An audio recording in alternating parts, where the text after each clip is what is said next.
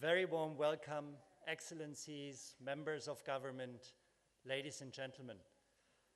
I'm very pleased to welcome you to this session on Towards a New Growth Model.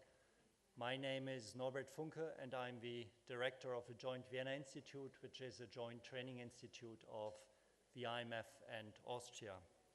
I would like to thank the Economic Research Institute and its staff for hosting this event and for the excellent cooperation in the preparation. In particular, thanks to the director of the Institute, Asset Irgaliev and Gennady Rao.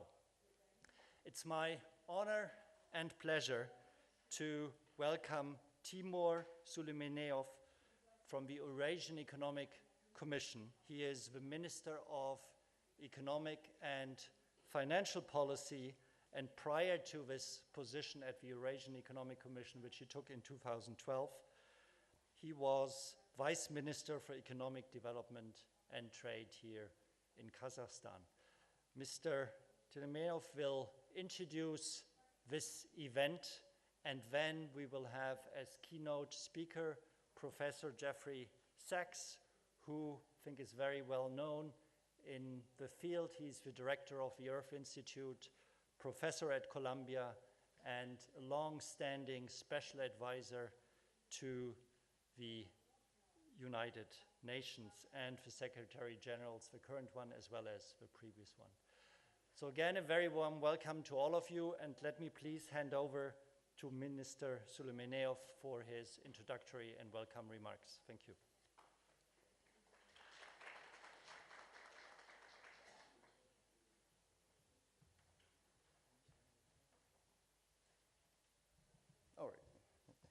Хорошо.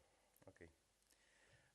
Доброе утро, уважаемые дамы и господа, уважаемые коллеги. Очень приятно находиться здесь, в Астане, в родном городе, в Казахстане, на очередном экономическом форуме, который собрал ведущих специалистов, ученых, практиков, членов правительств.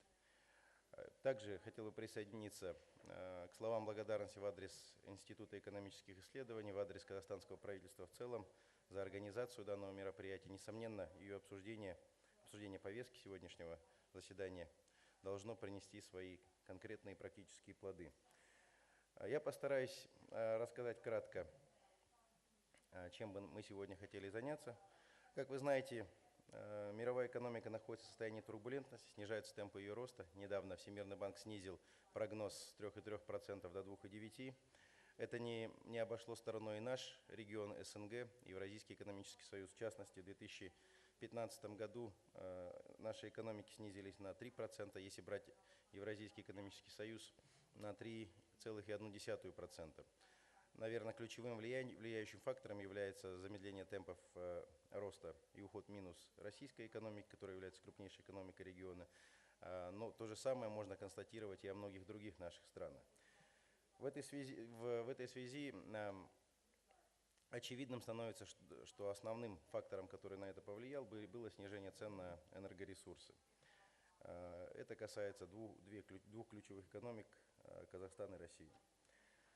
Очевидно, что в мире формируется новый технологический уклад, и его главной особенностью является снижение энергоемкости экономики, повышение их эффективности и отход от традиционных источников энергии. Несомненно, нефть, газ будут продолжать играть значительную роль в мировой экономике, но не ту же самую роль, которую они играли последние несколько декад. Необходимо понимать, что период сверхвысоких цен на нефть, к которым мы привыкли, $100 и выше или около $100, на наш взгляд ушел, вероятно, безвозвратно. И это однозначно накладывает свой отпечаток на экономическую политику, которую должны проводить наши страны. Несомненно, вы знаете о тех инициативах, которые реализуются в Республике Казахстан. Они касаются 5 институциональных реформ, программы 100 шагов. Они уже реализуются. Вы знаете о тех планах, которые рассматриваются в России. Буквально сегодня должно состояться заседание экономического совета, где также будут рассматриваться несколько концепций развития российской экономики. И здесь можно констатировать, что наши политические власти четко отдают себе отчет, что нам необходимо что-то делать. И в этой связи набор инструментов, который будет вести к экономическому росту, он, конечно, велик. Есть инструменты сугубо национальные, мы привыкли полагаться только на себя. Это национальная налогово-бюджетная политика, денежно-кредитная политика, промышленная, техническая и так далее. Но, на наш взгляд, последние годы значительно продвинулась и интеграционная повестка дня. То есть в поисках путей дальнейшего роста экономики мы не должны полагаться только на национальный набор инструментов. Мы должны смотреть по сторонам, на своих ближайших соседей. И в этой связи формирование Евразийского экономического союза является как раз-таки одним из ответов для как вызовов текущей повестки дня, так и поисков драйверов для дальнейшего экономического роста. Именно для этого он и был создан. Уже сейчас у нас сформирован единый рынок товаров для 180 миллионов людей. У нас формируется единый рынок услуг. В дальнейшем мы сформируем единый финансовый рынок. Можно констатировать, что базовые условия для общего рынка труда также были созданы. Но мы не останавливаемся над этим. Как вы знаете, у нас достаточно глубокая кооперация. В частности, в этом году Межправсоветом были одобрены основные направления промышленного сотрудничества государств, заложенные основы для создания евразийских технологических платформ. Также разрабатывается стратегия развития, использования, охраны и защиты интеллектуальной собственности. То есть очевидно, что никакая инновационная система не будет полноценной без современной, эффективной, адекватной системы охраны и защиты интеллектуальной собственности. И в этой связи в рамках Евразийского экономического союза мы эту работу проводим.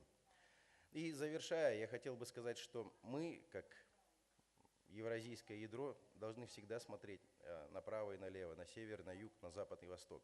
Мы не можем оставаться в стороне от тех процессов, которые происходят, хотим мы этого или нет. Я говорю ибо о трансатлантическом партнерстве, и о транстихоокеанском партнерстве, и о более глубокой интеграции в рамках АСЕАН.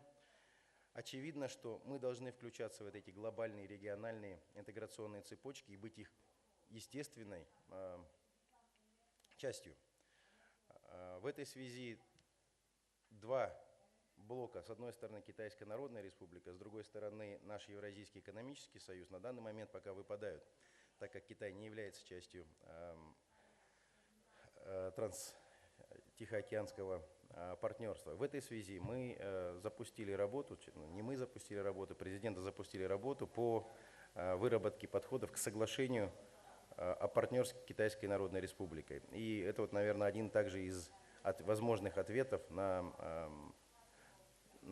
вопрос, где нам искать дальнейший экономический рост.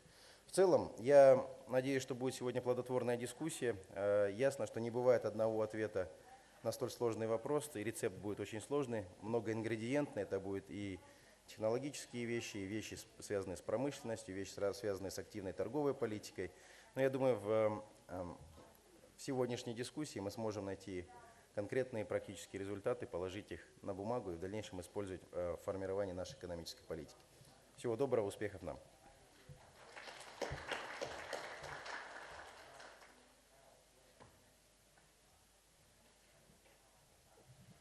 Minister, thank you very much for these introductory remarks and also for putting the discussion into the wider context and into the regional context. Let me now invite Professor Jeffrey Sachs for the keynote address. And as I indicated, I think he doesn't really need any introduction. He's world's leading economist in the development area and has consulted the region for the last decades from the very beginning of the transformation. So we are very much looking forward to your views how to address the new current challenges. Thank you.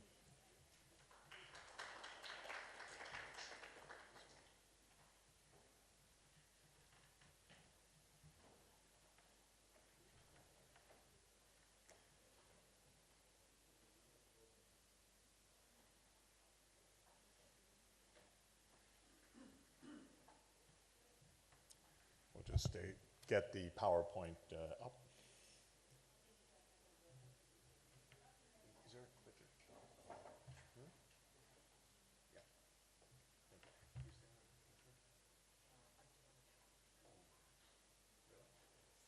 Okay. Excuse me for a moment. Technical corrections.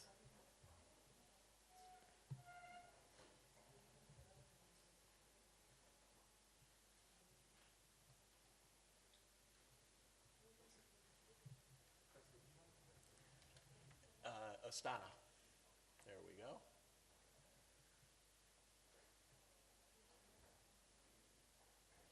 Great. No way.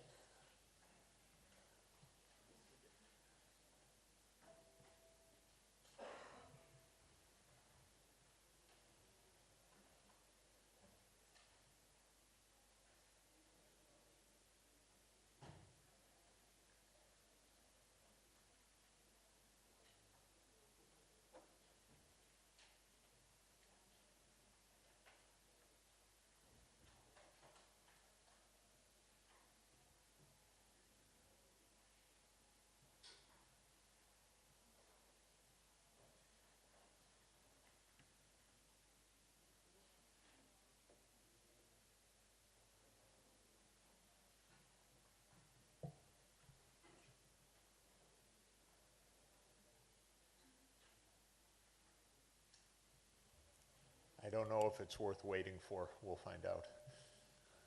Thank you. Thank you very much. Great.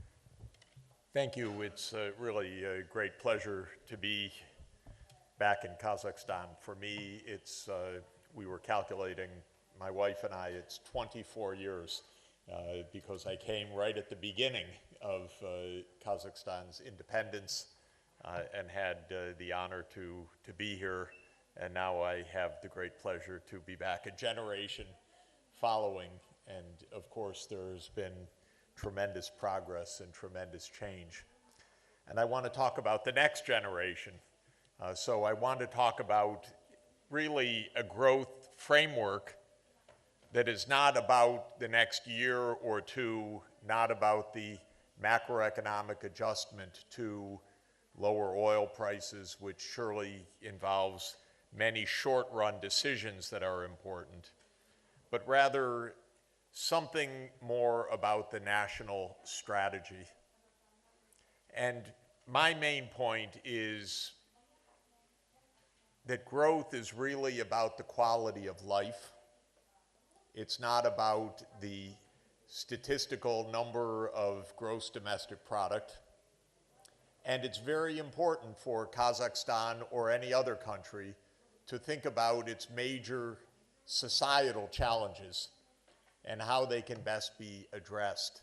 Because there really is, in my mind, no difference of a growth model and a problem-solving approach to national challenges.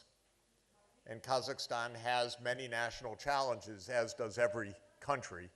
And I think it's important to reflect on what those are at this stage. Now, I want to suggest that the framework of sustainable development, that phrase, is very helpful for Kazakhstan. It's very helpful for my own country, the United States. I think it's very helpful for almost every country in the world because it summarizes in a very succinct way a holistic approach to problem solving in the country. And the emphasis of sustainable development is to take an integrated vision of social challenges that involve not only the economic challenges, but also the social dimensions, as well as the environmental challenges. And so it's sometimes summarized as the triple bottom line of economic, social, and environmental objectives. And I think that this idea is very helpful for Kazakhstan because Kazakhstan has made important progress in many economic spheres, some really remarkable progress, but it has major challenges in some of the other areas. And to my mind, this is where society should put its emphasis. Now, the entire world, in the form of the member states of the United Nations agreed to put sustainable development as the central feature of global cooperation during the coming 15 years. And they adopted, as you know, for every country in the world, a set of goals, the Sustainable Development Goals. They're represented by this cartoon of 17 goals. Every country, I believe, will find it useful to analyze its situation relative to these 17 goals, which incorporate the three major challenges: the economic challenges, the social challenges, and the environmental challenges. So these 17 goals are a summary of a global agreement to focus on a broader picture so that growth is not simply one-dimensional, simply tracking the gross domestic product, but is more holistic.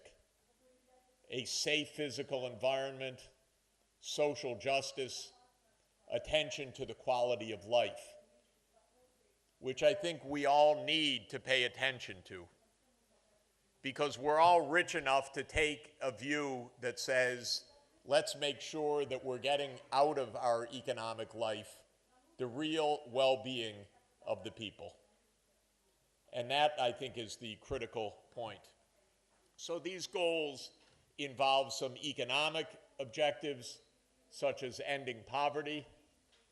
They involve many social dimensions, including improved health and education. And they involve many of the environmental challenges: clean air, clean water, stopping human-made climate change, and so on. And I would like to look at this framework from Kazakhstan's point of view right now. Where does Kazakhstan stand vis-a-vis sustainable development? So there's good news, of course. During the previous 15 years, Kazakhstan made huge progress. There was an enormous economic growth and a very, very significant reduction of poverty worldwide and in this country. The global poverty rate fell from about 37% in 1990 to 10% last year, as the World Bank measures poverty. In Kazakhstan, the trends were even more dramatic. Kazakhstan almost eliminated poverty during this period, according to the national measures. And I refer to the data that the OECD has recently published in its very fine report on Kazakhstan, its multidimensional analysis. But we see that according to the Kazakhstan poverty rate, poverty declined from around 2000, in the year 2000, from nearly half of the population to, by 2015, to less than 5% of the population. This is a remarkable achievement. And it's a very powerful improvement in well-being in this country, without question. One of the ways that Kazakhstan achieved this is also quite notable, and that is that the income distribution in this country remains quite equal compared to most other countries. Kazakhstan's income distribution is much more equal, for example, than in the United States, which during the past 30 years had much increasing inequality. Whereas in Kazakhstan, according to at least the data that we have, the amount of inequality narrowed during this previous 15 years. And the best measure of this inequality, the Gini coefficient, is at the same low level as the Scandinavian countries. Dr. Bergloff's Sweden, for example, one of the most equal societies in the world, and Kazakhstan has a Gini coefficient comparable to the Scandinavian countries. This is quite an achievement, and I think it should be regarded as an accomplishment that should be preserved over time, rather than allowing the income inequalities to widen sharply. But there was also not so good news during this period. And that's what I think is important to reflect. What are the major challenges that Kazakhstan faces to achieve truly sustainable development? That is economic development that is also socially inclusive and is environmentally sustainable.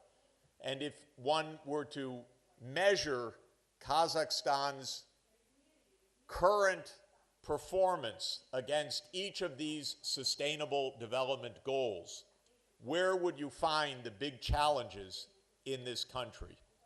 So I took a quick look for a quick scorecard of Kazakhstan's current position compared with these sustainable development goals. And I believe that there are 5 major areas of challenge that I want to put an emphasis on.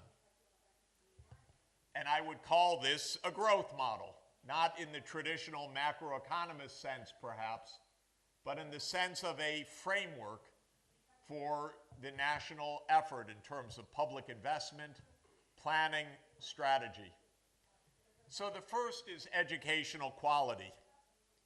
Because Kazakhstan is quite a rich country, in part because of the oil resources, but in part because of a good level of educational attainment.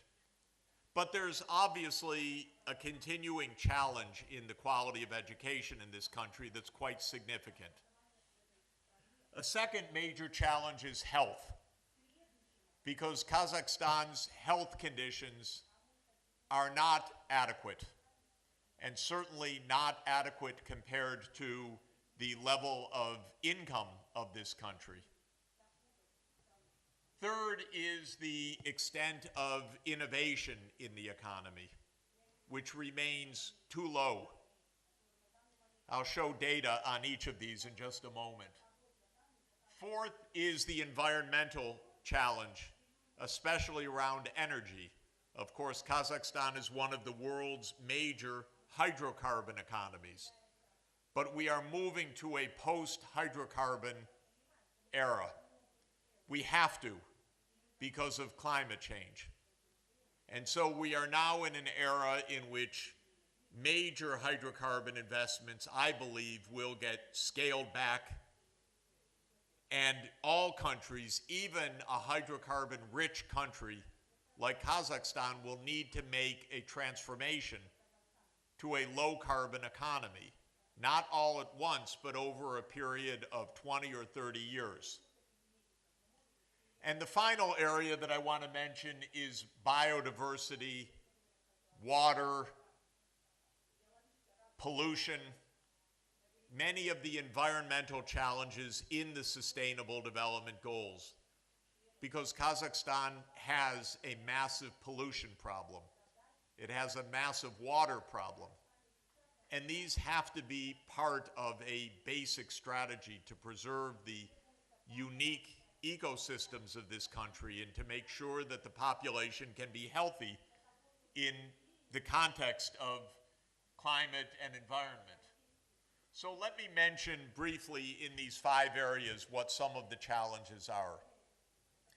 Kazakhstan, together with about 80 countries, participates in the International Comparisons Project of the OECD countries called PISA, the Project on International Student Achievement.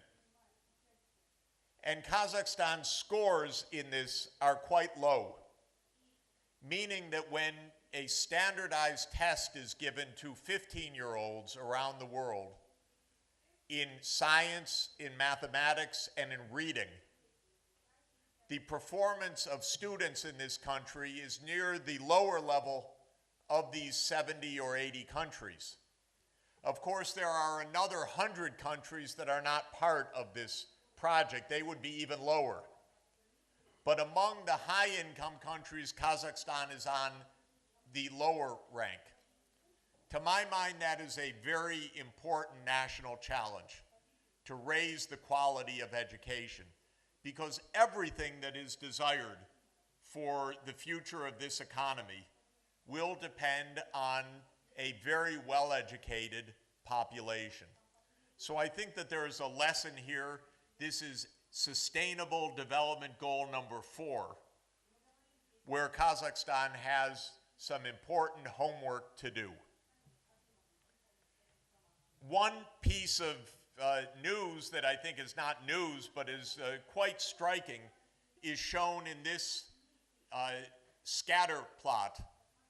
It's a study by two economists, Hanushek and Wosman, at the Hoover Institution. They compared the test scores of students on the horizontal axis with the growth rate of countries on the vertical axis. And the basic message of this upward sloping graph is that the quality of education matters a lot for the rate of economic growth over a period of 20 years or so. One of the reasons why the East Asian countries have attained such consistently high growth is that their educational performance has been outstanding. And I think this is a very important basic lesson for growth for this country as well. Kazakhstan would stand somewhere at this level on the curve, at around the score of 400. Whereas you can see that the East Asian countries are the top of the world chart at about 550, and higher economic growth to go along with that. Now, health is another major challenge. Here I'm showing you the life expectancy of men in Korea and in Kazakhstan. And what you see, what you know very well, is that in Kazakhstan, in Russia, in other countries of this region, life expectancy for men absolutely is in crisis still, all the way since the 1980s. This results from many different conditions, from smoking, from drinking, from pollution, from depression. But it's shocking here that this country has a male life expectancy somewhere around 65 years, whereas life expectancy in the high-income countries for men is around 78 years. So Kazakhstan is losing 10 years of life expectancy, and not of children, but of middle-aged men. I take that very personally. I think that this is a very important and still unmet challenge. There's been a little bit of improvement recently, but this is SDG number 3 of health for all, and I regard it as one of the most important things that Kazakhstan could do for its population, is to work on both the health sector and the social dynamics of health, so that men's life expectancy could rise by at least 10 years in the next 10 years. It's possible because there's a lot of catching up to do. That's what growth should be about: raising lifespan, healthy life years, quality of life. Now, the third area that I pointed out was on innovation. Kazakhstan still does not spend resources on innovation. What I'm showing here is the estimate of the research and development spending as a share of national income of different countries. According to the official data, Kazakhstan's research and development spending has been only 0.2 of 1% of national income. If this continues to be correct, this would absolutely be a barrier to Kazakhstan's success in the next 20 years.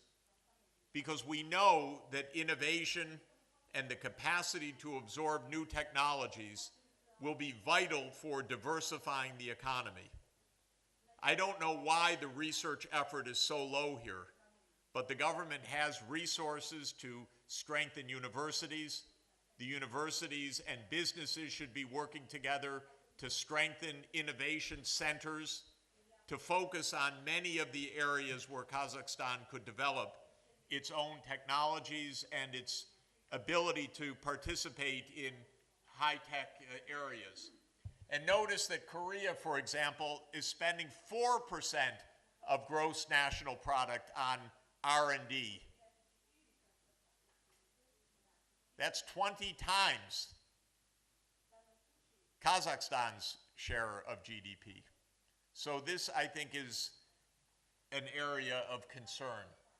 And we know that the major growth centers of the world are built on university, industry, collaborations that produce innovation.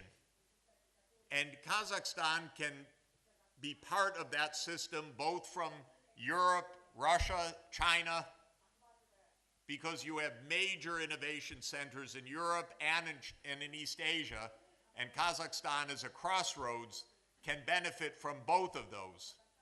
So I would urge integrated research and development strategies with China, with Korea, with the European Union, both directions, because there's a lot of R&D surrounding Kazakhstan that Kazakhstan should be part of.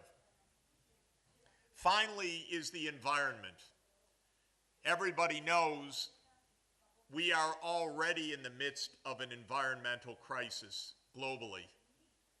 Last year, 2015, was the warmest year in the instrument record of our planet. That means all the way back to 1879. We know that this has meant significant drought and water stress in this country. But there are environmental and climate crises everywhere in the world. That's why you can be sure we will decarbonize the world energy system, because it's too dangerous to continue with business as usual. And even if oil companies come to Kazakhstan saying, don't worry, it's going to be business as usual, they're wrong. Because the climate crisis is too serious for business as usual. One of the facts of the climate crisis is that it's going to make the water stress in Central Asia much worse. That's why it has to be brought under control. Another reason, and we already know that there are huge droughts taking place in this region, which have, of course, also contributed to the near disappearance of the ROC. Whether it can actually be saved is an unknown at this point. And another factor which I'm very concerned about, it's probably less of a concern in Kazakhstan, but the evidence is that the sea level could rise by several meters as a result of the human-made climate change. Now, I happen to live on a low-lying island economy called Manhattan in New York, and we would be underwater, gone, if the sea level were to rise by several meters, as is now forecast as quite possible if we continue with business as usual. So for all of these reasons, we are going to be on a path of decarbonization. This curve, which I don't have time to describe, and I know I've already overused my time, shows that if the business as usual were to continue, the temperature increase of the planet would be between 3 and 6 degrees Celsius. Whereas we have said we have to limit the increase to under 2 degrees Celsius. And in order to keep global warming less than the 2 degrees Celsius, the global emissions of carbon dioxide have to be like the blue curve, the lowest curve in this figure. In other words, they have to peak and then come down to zero. What the science of climate is telling us is that to stabilize the climate, we have to decarbonize the world's energy system. We have to move from coal, oil, and gas to wind, solar, nuclear, geothermal, hydropower, to the zero carbon energy sources. This is a huge challenge, and it's a major headache for Kazakhstan, for Russia, for the United States, for Canada, for other oil, and for the Middle East, for oil-producing regions, because the business as usual development of the oil resources is not possible. So very quickly, what are some of the key steps that I believe Kazakhstan should take to achieve sustainable development? First is planning. Let me praise long-term planning. I'm not sure 5-year plans are enough. We may need 15-year plans. Not rigid central plans, but public investment strategies that can show the way to invest in health, in education, in infrastructure, in renewable energy, and so on. Second is to target those investments well. So first, I'll come back to it in a moment, infrastructure. Of course, that's a major public responsibility, quite fundamental for a country in Kazakhstan's physical geography. Second is human investment in education and in health. Third is innovation capital, or intellectual capital in developing new technologies. Fourth is investing in natural capital, the so-called green economy. Fifth is investing in social capital. By that is meant the social trust for a healthy society. One key to that is to keep the income distribution narrow enough that it doesn't lead to the kinds of social tensions that we see in the United States and many other countries. And of course, sixth is business investment. But business investment depends on the other 5 kinds of investments. Business investment will only come with good infrastructure, with good skills, with a healthy environment. Let me say a word about the infrastructure.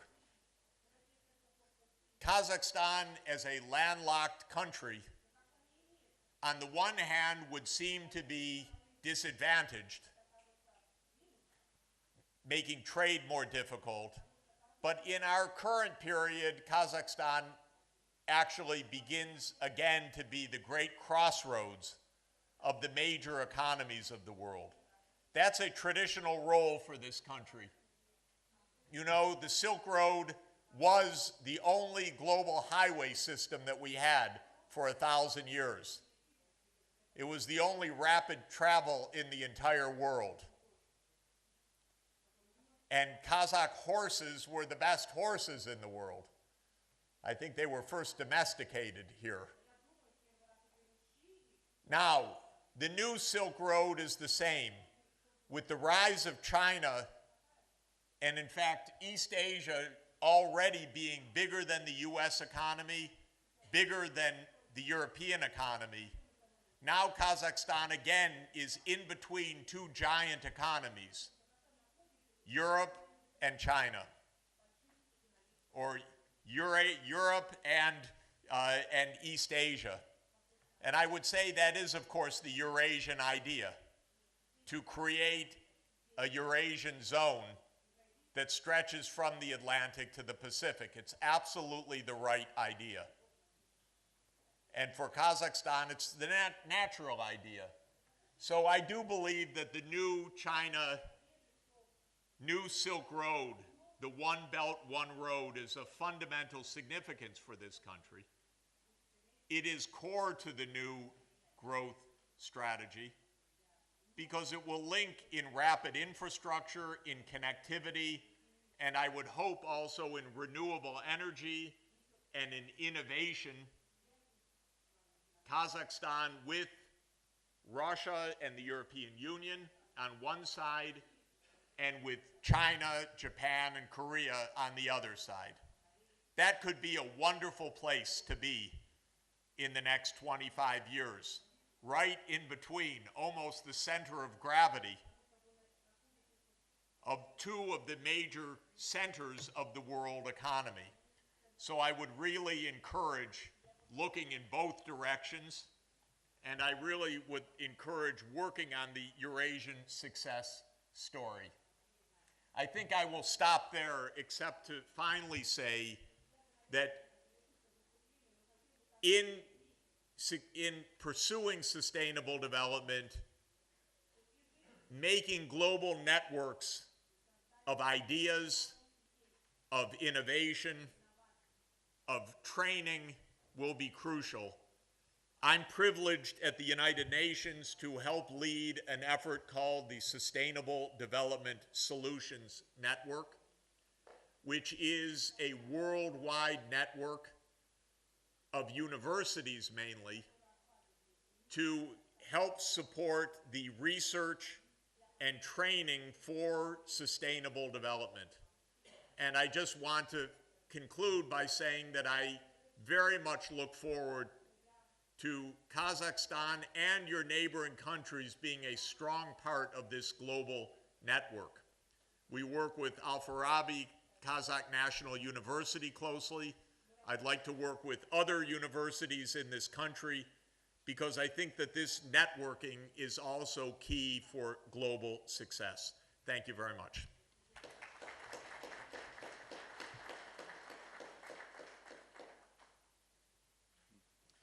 Thank you very much, Professor Sachs, for putting really the new growth model in a very large but needed perspective, elaborating on the economic, social, and environmental dimension. And I also think what you said at the very end, that increasingly working together, the networks are very important, and the Astana Economic Forum, I think, is one of these efforts to really continue to network in the region and globally. Let me now move to the panel discussion following the keynote address. I would like to introduce the panelists first. Then each of the panelists will have about 5 minutes for an initial intervention, and then we will open up the floor to questions and comments from your side. So I start on my left with Professor Eric Bergloff. He became the inaugural director of the Institute of Global Affairs in 2015. Prior, he was the chief economist of the EBRD, special advisor to the president following a long-standing career in academia. Further to the left, we have Mr. Birsam Nurimbetov. He's Vice Minister of Health and Social Development of Kazakhstan. I think we're very much looking forward to your elaboration on the health reforms here. Then further to the left in the middle, we have Mr. Juha Kakönen. Juha is Deputy Director in the IMF in the Middle East and Central Asia Department, overseeing the work on this region, and also very wide, long-standing career in the IMF. Then further to the left, we have Alexei Vedeyev. He has been Deputy Minister of Economic Development of the Russian Federation since 2014, and previously the Director of Financial Research of the Center of Strategy Developments. And he will bring sort of one important perspective of economic developments in Russia, which are so key for the region.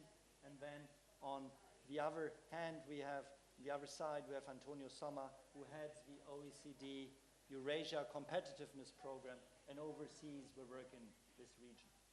So we'll proceed in this order, as I said, about 5 minutes each, and I may need to be strict if it's getting too long. Let me hand over to Eric and hear from you. We have heard Professor Sachs's key points. What are, in your perspective, key priorities for the region? Hey, thank you. Thank you very much for inviting me back. It's always nice to be invited back to a conference. I listened very closely to what Professor Sachs was saying. I think it is exactly the right approach to take a very broad approach to growth, to look at really the quality of life and with all those dimensions that he was talking about. So when I think about how to do that and how to get to that growth model, I think there are a couple of steps at least that we need to think through. So first of all, I think there is, and there's a lot of evidence of that there more efficiently run firms, more productive firms also tend to be more energy efficient, tend to be more environmentally clean. It's not by any, it's not necessarily so, but all the evidence suggests that if you have good managerial capacity, if you have good corporate governance, and then you provide the right framework for these firms to develop and prosper, that's where you get the most efficient outcomes and where you can really push broader objectives to both social and environmental objectives. So I think that's one important element. The other is to say that when we talk about growth, it's a combination of the type of economic and broader structures you have on the one hand and the institutions on the other. And they need to develop in an interaction and reinforcing each other. And when you look at the growth record of countries, it's that we talk about, and I meet it very much in this region, but all around the world, the predominant paradigm is this middle income trap. But when we look at the evidence there, it's not so clear that there is really a trap. But countries that come in to middle income with a high growth rate tends to go out of middle income also at a high growth rate. And so we need to try to understand what is it that allows countries and economies to transform themselves, and what are the transformational pressures in the economy to bring about these institutional changes, these structural changes. And here I think is where Kazakhstan really needs to put in more efforts to stick to the policies that it has tried to pursue over the last couple of years in particular. It's about very practical things. It's about what you have done to the monetary policy, going to inflation targeting, get a stronger signals into the economy. It's about building a financial system based at the core of solid banks, but then a financial system that is more diversified, not as vulnerable as it proved to be in the global financial crisis. So again, these are, when you think about how to build an international financial center like the one you're trying to build now, it's really about building a complete, it's like a vision, and you need to do a lot of things, and it's ultimately about the quality of life. It's ultimately how can you recruit the right talent, how can you get people who have been gone abroad to get training, how can you attract them back? That's how you build an international financial center. That's also how I think you build a growth model and that is focused on quality of life and addresses social challenges. And I think ultimately the transformational pressure in Kazakhstan, what needs to be strengthened is truly the political transformational pressure, because this is where ultimately the signals from about inclusion, social, economic, and political inclusion come in. And this is where more effort has to be made to make decision-making more transparent, to reflect more people's preferences. And that, I think, is where the great challenge is for Kazakhstan. Thank you very much, Professor Breckloff, for elaborating on the challenges and also putting a lot of emphasis on the political economy of the effort.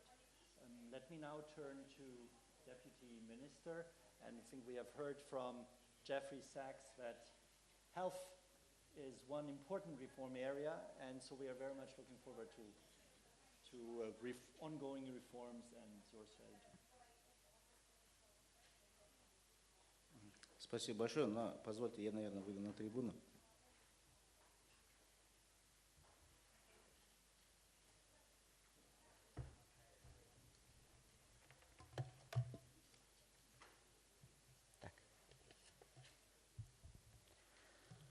Уважаемые дамы и господа, уважаемые участники сессии, позвольте вас поприветствовать от имени Министерства здравоохранения и социального развития Казахстана. В нынешних непростых финансово-экономических условиях особое внимание требует ситуация на рынке труда, вопрос активизации и повышения качества трудовых ресурсов. Я хотел бы свое сегодня выступление построить именно через призму этих вопросов. Сегодня наши планы в этом отношении во многом зависят от прогнозируемых трендов на рынке труда и в демографической ситуации. Ожидается, что до 2025 года на рынок труда Казахстана не будет испытывать значительного давления со стороны предложения рабочей силы, в силу того, что будет уменьшаться численность вновь входящих на рынок труда лиц, что связано, в свою очередь, с не очень благоприятной демографической ситуацией 90-х годов. В соответствии с демографическими прогнозами, ежегодный прирост населения в Казахстане в трудоспособном возрасте снизится до порядка 10 тысяч человек в 2017-2018 годах и пойдет на рост только с 2019 года. К 2020 году прирост будет составлять порядка 25 тысяч человек, и к 2025 году ежегодный прирост будет уже превышать 100 тысяч человек. Это, с одной стороны, снизит напряжение на рынке труда, но, с другой стороны, повлияет на темпы экономического роста. Одновременно с этим в ближайшей перспективе ожидается за счет роста рождаемости, увеличения продолжительности жизни, рост численности всего населения страны. По прогнозам Департамента экономических и социальных дел ООН, к 2030 году в Казахстане население вырастет на 14% и достигнет 20 миллионов 100 тысяч человек. В таких условиях растущий за счет этого спрос на товары, работы и услуги потребует устойчивого роста ВВП. Для ответа на этот вызов времени мы планируем следующее. Первое – вовлечение в производительную занятость внутренних ресурсов трудовых. Мы сегодня реализуем дорожную карту занятости 2020. Мы делаем ставку на вовлечение на рынок труда безработных, самозанятых граждан, лиц с ограниченными возможностями, сохранивших трудоспособность. Используемые для этого меры государственной поддержки, они направлены на расширение возможностей трудоустройства и практическое обеспечение занятости. Одним из важных достижений и результатов реализации данной программы явилось трудоустройство более 670 тысяч граждан, из них при этом 480 тысяч на постоянные рабочие места. За время реализации этой программы, помимо этого, в стране были реализованы более 5 тысяч инфраструктурных проектов с созданием 82 тысяч рабочих мест, более 35 тысяч человек, участников программы, реализовали свои предпринимательские инициативы, получив микрокредиты, открыв свое собственное дело. И, как мы и рассчитывали, развитие предпринимательства у нас сопровождалось созданием новых рабочих мест, и это позволило дополнительно создать еще 34 тысячи новых рабочих мест. В целях повышения территориальной мобильности в населенные пункты с высоким экономическим потенциалом переселено более 17 тысяч человек с трудоустройством. Второе, в динамичных условиях научно-технического развития принимаются меры по развитию человеческого капитала. С учетом основных направлений развития экономики Казахстана в пилотном режиме эта работа ведется совместно со Всемирным банком и ОСР. ОСР на сегодня в соответствии с совместным проектом проводит оценку навыков и умений имеющихся трудовых ресурсов, особенно среди молодежи и отдельных целевых групп, и готовит соответствующие рекомендации. Совместно со Всемирным банком мы работаем над формированием национальной системы квалификации, обеспечивая тем самым гибкость системы образования и ее ориентации на потребности предприятий и бизнеса, о чем сегодня говорили, о качестве образования. В соответствии с нашей национальной системой квалификации сегодня работодатели при методологической поддержке государства разрабатывают профессиональные стандарты. это требования к навыкам, умениям, знаниям подготавливаемых кадров. На основе этих профстандартов формируются образовательные программы и стандарты. И как завершающее звено этой системы работодатели или их представители будут проводить независимую оценку этой квалификации полученных навыков. Третье. В работе по повышению качества трудовых ресурсов и развитию человеческого капитала немалую роль мы отводим вопросам здравоохранения. По оценке мировых институтов, в течение последующих лет эта сфера станет основным драйвером государственных обязательств. Мы видим объективную природу роста расходов на здравоохранение. Потребление медицинских услуг увеличивается по причинам, прежде всего, роста численности населения и лиц пожилого возраста. За счет внедрения новых технологий повышается стоимость медицинских услуг. В таких условиях в рамках плана нации 100 конкретных шагов в Казахстане начата трансформация всей системы здравоохранения. Ее основой является внедрение системы обязательного медицинского социального страхования. Она позволит диверсифицировать источники финансирования за счет работодателей, работников, всех участников этой системы, которые, с одной стороны, увеличат объем направленных на систему средств, а с другой обеспечат финансовую устойчивость этой системы. Внедрение обязательного социально-медицинского страхования оно будет сопровождаться, в свою очередь, созданием службы общественного здравоохранения и переориентацией первичной медико-социальной помощи, расширением мер по профилактике и предупреждению заболеваний, а также внедрением интегрированной модели оказания медицинской помощи. По рекомендации Всемирного банка в настоящее время мы проводим работу по обеспечению преемственности лечения на уровне первичной медико-социальной помощи и стационаров по 5 нозологиям.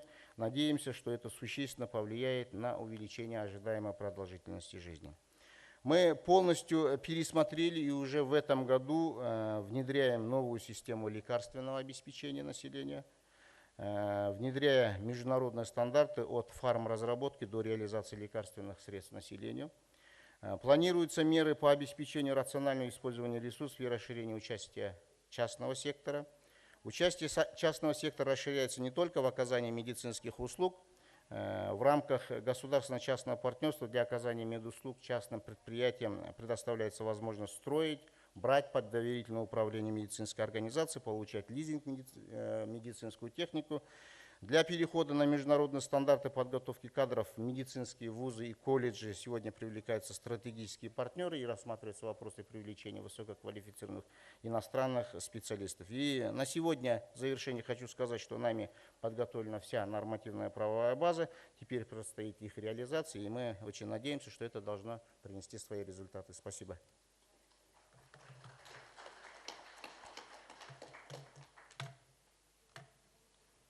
Thank you very much, Deputy Minister, for putting the reform efforts in labor and health markets in the larger context and also showing us how international experience is shared and used.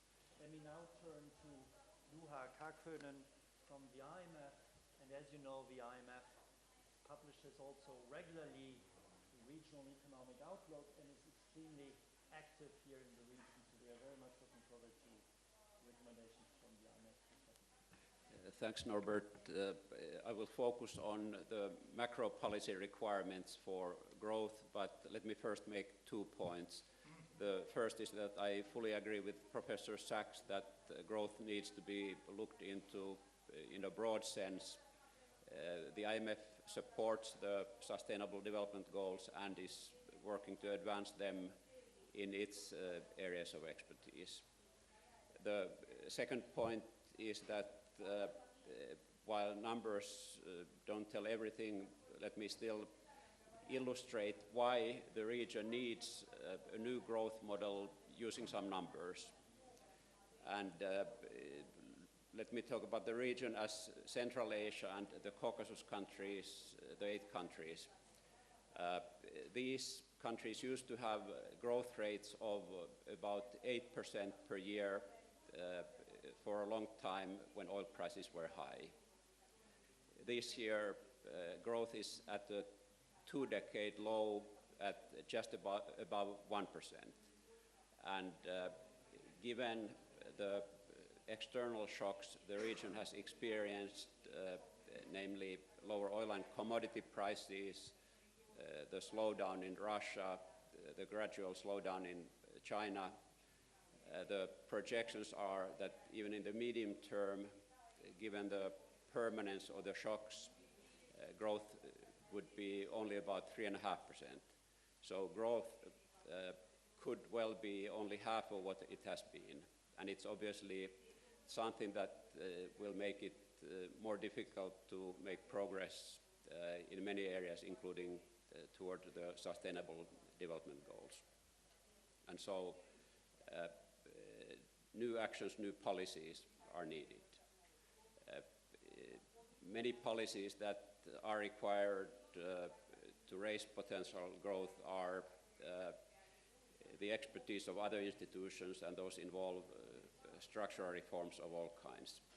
But let me talk about what fiscal and monetary policy can do to create the foundation for better growth in the future. And starting with fiscal policy, many countries in the region were in a fairly good position when the shocks hit, in that the oil exporters had accumulated significant buffers in the oil funds, and the oil importers also were in a reasonably good position. And so we have been very supportive in the short run that countries use some of these buffers to support growth through some fiscal stimulus that, of course, needs to be well targeted. But given that the shocks are permanent and the buffers will not last forever, increasingly countries need to have plans to reduce the fiscal deficits, to have fiscal consolidation in the medium term. And this needs to be done in a way that is least harmful for growth. And productive investments need to be preserved. There needs to be protection of the vulnerable sections of the population. But also there probably need to be some new measures, including on the revenue side. Oil exporters obviously have lost a lot in oil revenue, and there needs to be more taxation of the non-oil sector in as non-distortive way as possible. Now, turning to monetary and exchange rate policy, the external shocks put a lot of pressure on the exchange rates in the region. And all currencies in the region have either been devalued or depreciated. And we have been very much advocating greater exchange rate flexibility also going forward. And in support of this, it's important to have strong and clearly defined monetary policy frameworks with inflation as the primary target and more central bank independence and better operating frameworks in many cases with the policy rate guiding the decisions and giving markets signals. The IMF is working with the countries in the region in these areas, and I think the kind of measures I mentioned are needed to create the foundation for growth. But macro stability is only the necessary condition for growth. Reforms in all kinds of areas are needed to really lift growth and give resources for advancing the development goals and to really allow countries to make a leap in income levels. I mean, the projections I mentioned imply that the catching up that the region has made toward emerging market levels in per capita income over the past decades would be reversed and possibly lost in 20 years.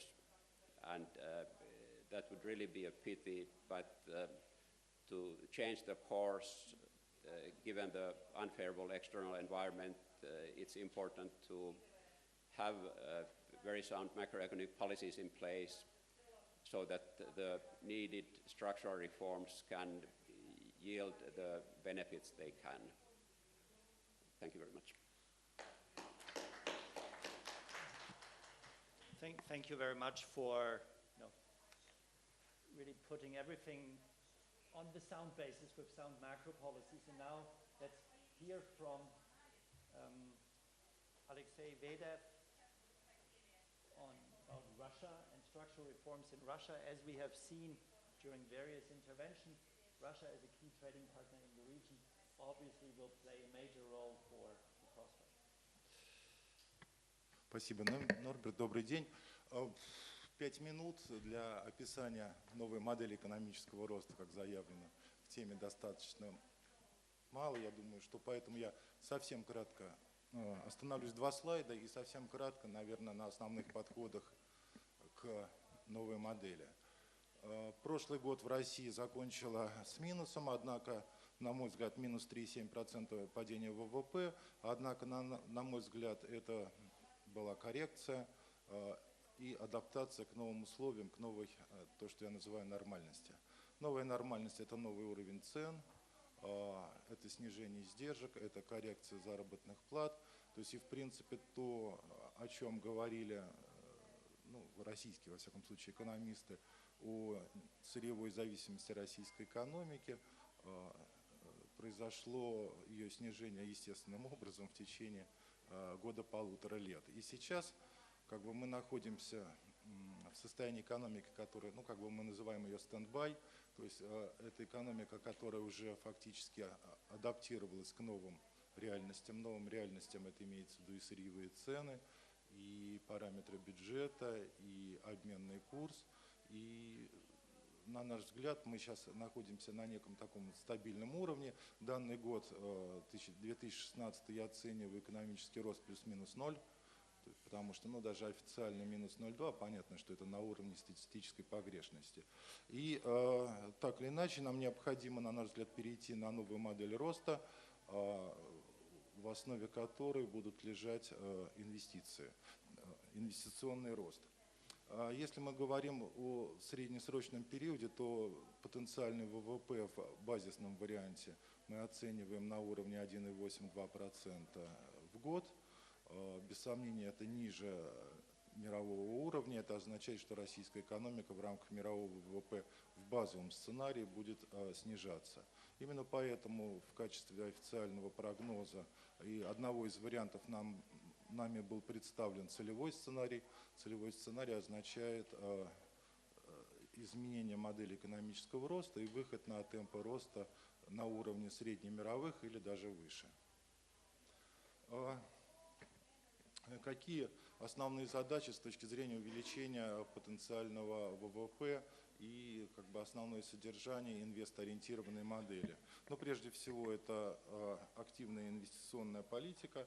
И здесь 3 составляющих новой инвестиционной политики нам видятся. Первое – это, во-первых, создание инвестиционного ресурса в условиях закрытия мирового рынка капитала, достаточно дорогих заемных средств. Конечно, наверное, более половины источников ресурсов для инвестиций в основной капитал будут собственные средства предприятия. И в рамках поддержания этого инвестиционного ресурса, в рамках сохранения высокой прибыли, темпы роста прибыли, например, в прошлом году составили почти 54%, в этом году также прибыль предприятий находится на темпе роста на достаточно высоком уровне. Без сомнения, нам здесь видится ограничение роста тарифов естественных монополий, сокращение издержек госкомпаний и предприятий естественных монополий, также снижение уровня административных издержек. Это то, что правительство может непосредственно сделать для стимулирования бизнеса.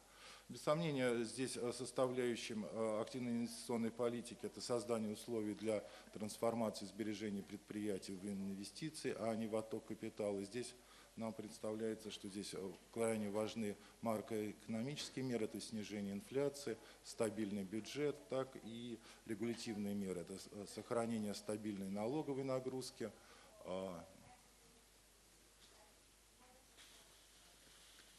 а также снижение административного давления на бизнес, упрощение всех бизнес-процедур и, конечно же, стимулирование инвестиционной активности, третья составляющая инвестполитики со стороны государства. Ну, доля государственных инвестиций в общих капитальных инвестиций мала и снижается с 15 до 10% в ближайшие 3 года. Тем не менее, очень важно государственные инвестиции на уровне частно-государственного партнерства для придания уверенности частным инвестициям, частному бизнесу в инвестиционном климате, в бизнес-среде. Вторая составляющая – это увеличение гибкости рынка труда. В ближайшее время рынок труда будет одним из основных ограничителей для экономического роста. Ну, в частности, в ближайшие 3 года убыль экономически активного населения будет в 200-300 тысяч человек в год. Мы, конечно, должны это учитывать и максимально придать рынку труда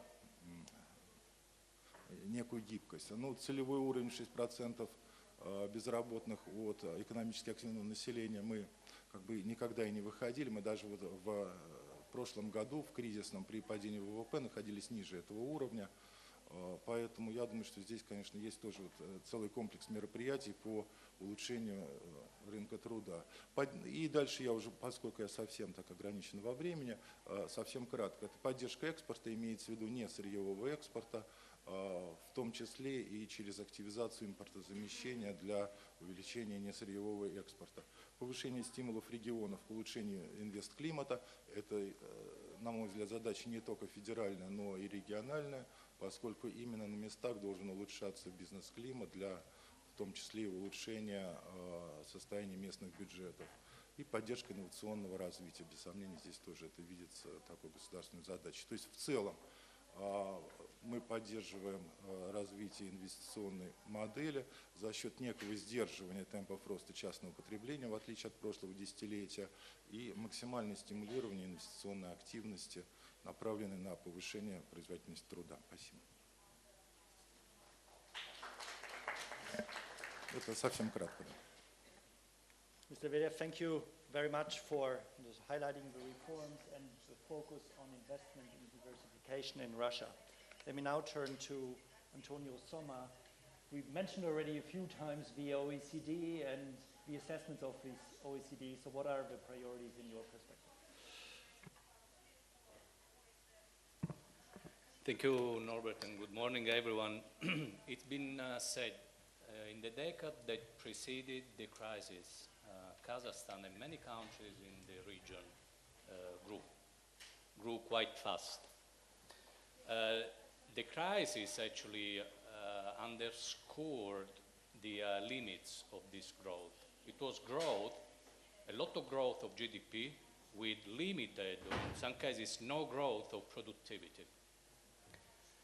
And with the crisis and with the decrease of the price of the barrel, it's become evident that the way to look at the growth is GDP growth plus other things in order to get to a more dynamic and more resilient type of economy.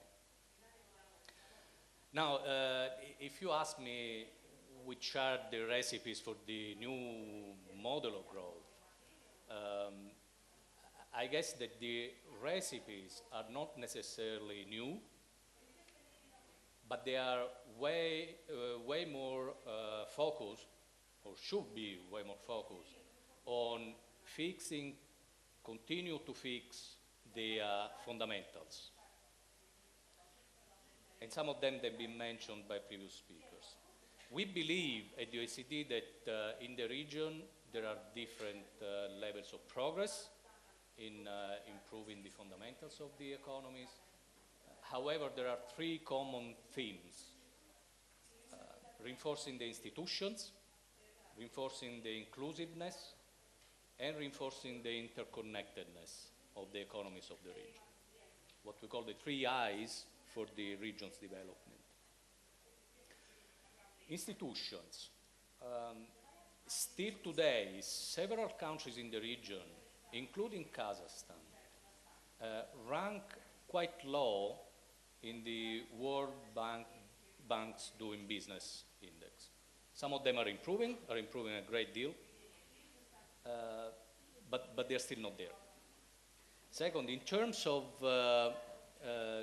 transparency corruption index, the ranking of the countries in the region, it tends to be in the bottom quarter of the ranking. Now, what should governments do? They should focus way more the focus on public administration, academies, develop leaders to guide the reforms in the countries, and continue to raise the awareness on transparency and on anti-corruption policy, which is a very long-term type of objective, which must continue to be worked on. Kazakhstan is quite advanced in both these policy reforms, and we've seen in several of the reports that the OECD is doing on Kazakhstan. Inclusiveness. We've been speaking about the issue of poverty reduction, about wealth. And we've been speaking about the fact that income inequality is limited in Kazakhstan and generally in the region. However, there are still great disparities in the wealth distribution, and two, in the issues in the youth unemployment.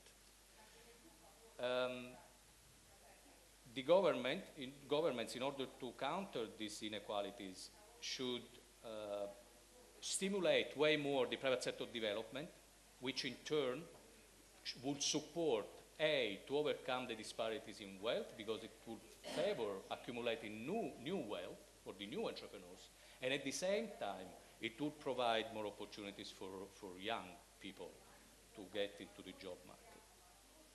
Last but not least, interconnectedness. The connectivity in the region has increased a great deal in the past years. And this is all too important because there is no strong individual country in the region without a strong region. Now, there are some recent examples of work of Kazakhstan in getting even more interconnected. One is the adherence to the Eurasian Economic Union. The second one is the accession to the WTO last year. I'm going to finish. There is going to be the One Belt, One Road initiative, where all the countries in the region, including Kazakhstan, are key actors. The warning is that this initiative is not only about infrastructure. This initiative is about a lot of soft policies around that the government should carefully look at in order to avoid empty infrastructures. Let me conclude by saying that all I told you is not new, but there are three things that from now on should be done about this, not necessarily new recipes. And the three things that all the government should work on are implementation, implementation, and again implementation. Thank you. Thank you, Antonio. So let me open the floor to questions. We only have a few minutes left, so therefore please be very concise in your question, and also maybe just say, where are you from? Are there, please.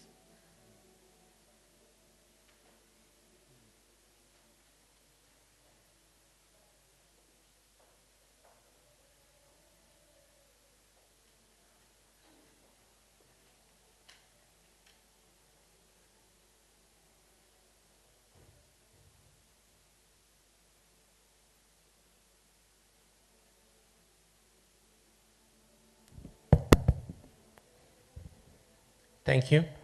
I'm the ambassador in Lebanon to Kazakhstan. I have 2 points to talk about. One regarding the poverty line that Professor Sash was talking. I think the poverty line criterion is obsolete nowadays.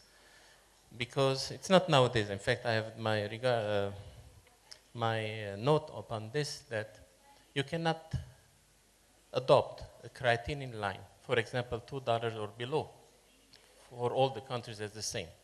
For example, $2 in Somalia is not the same as $2 in New York or Kazakhstan. So you cannot. In Somalia, $2 is a good money. $2 in Kazakhstan is nothing. $2 in New York is nothing. The second point is that I was happy to hear Mr. Soma talking about entrepreneurship. So I believe the best, or one of the most effective models of growth nowadays is to see how the middle class could be created or enhanced. Because middle class usually, especially in such economies, is the core of all economies. If the middle class is big enough, it means many things. It means the economy is stable, the population is in peace, and etc. So I believe there should be ways for the government to enhance and encourage the growth of the middle class. And one more thing I would say is that of course, having much money is good for the economy, for the government, who is the biggest employer. On the other hand, we see, especially in the last decade, how much money governments are spending on armaments, buying arms by billions of dollars. And we are noticing that economies, countries are being governed by arm-producing countries. Thank you. Thank you very much. Any other question, comment from the floor? If not, if would like anybody to comment on the poverty line, whether it's absolute.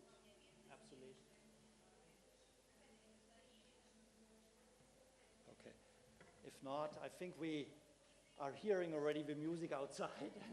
Seems to be a sign that we are coming to the close of this session. So it's very difficult to summarize, but I think a few key points stand out. So first of all, the new growth model is really about the quality of life and a very kind of inclusive growth. It's not just economic growth, it is about the environment, it is about the quality of education and life. However, the old model is not, the old thinking is not obsolete. I think we've also heard from the IMF that the sound basis for the new growth model still needs to be sound macroeconomic environment. Then we have also heard that there are various key reform elements going forward, including in the area of education and health. It will be important that everybody continues to pick up growth, including the key trading partners of the region, China and Russia. And then finally, I think it's about reform implementation. There seems to be a large consensus in the room. What are the requirements? And now the key steps will need to be to start and continue with the implementation. With this, I would like to thank Professor Sachs for his keynote address. Again, very much I would like to thank Minister Timur Suleimanov for his very kind introductory remarks. I wish the Eurasian Economic Union all the best in integrating the region. And I would like to thank all the panelists again for their thought-provoking interventions and you for being here. Thank you very much.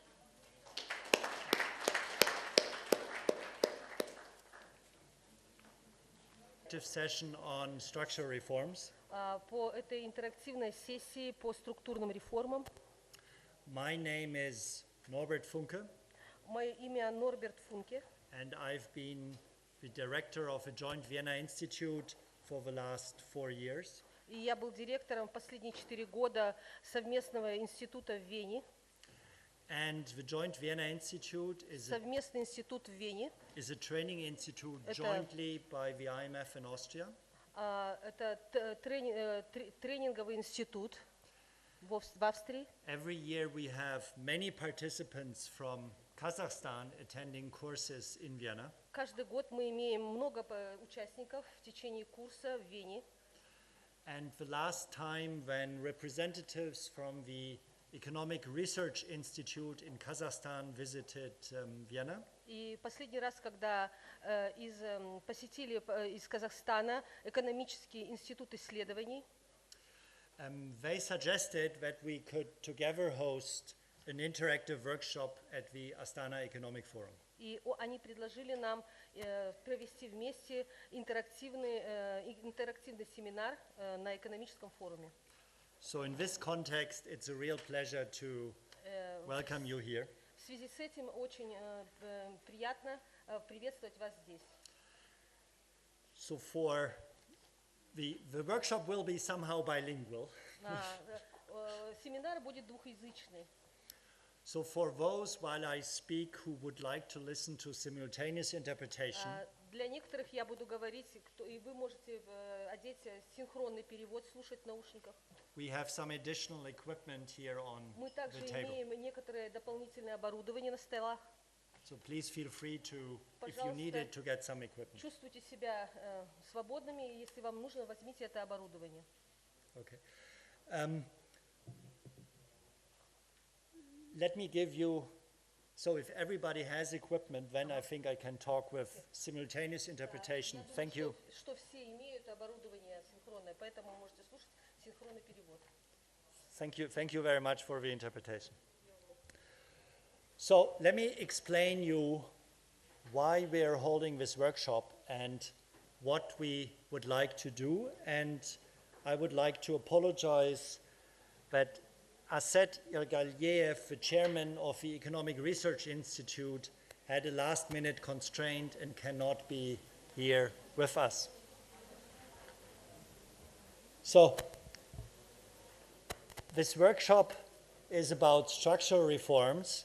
We just had one session on the new growth model, and it became relatively clear during this session that structural reforms will be needed to increase potential growth in the Eurasian Economic Union area, which has considerably slowed from about 7% on average to about a projected 3% in the next few years.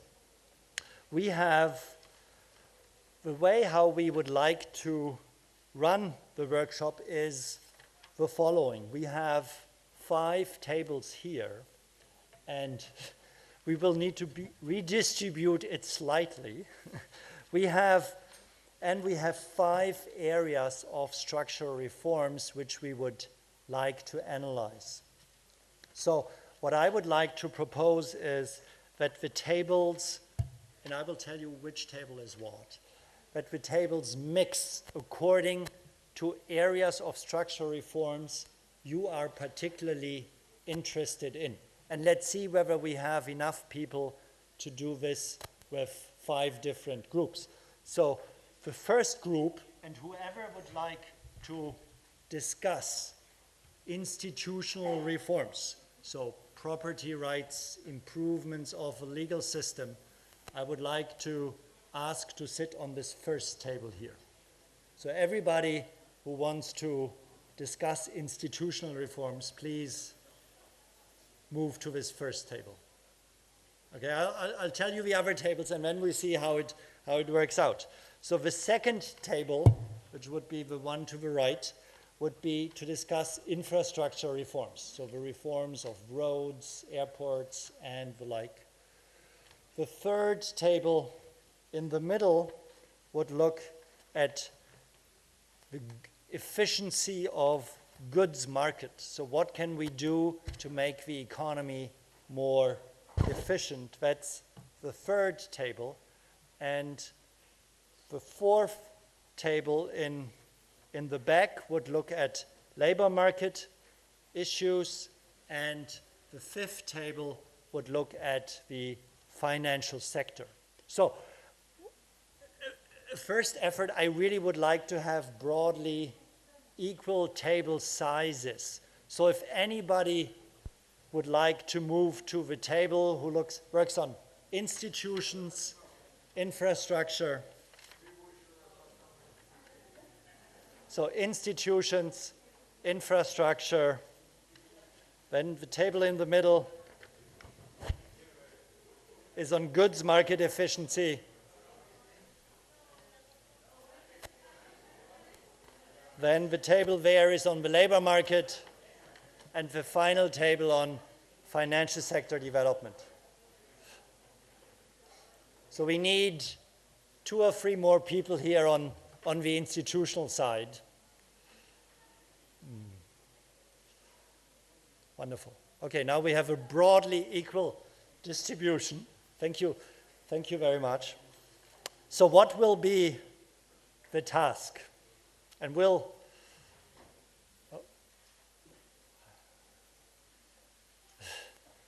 Okay, so one more person maybe to the infrastructure group.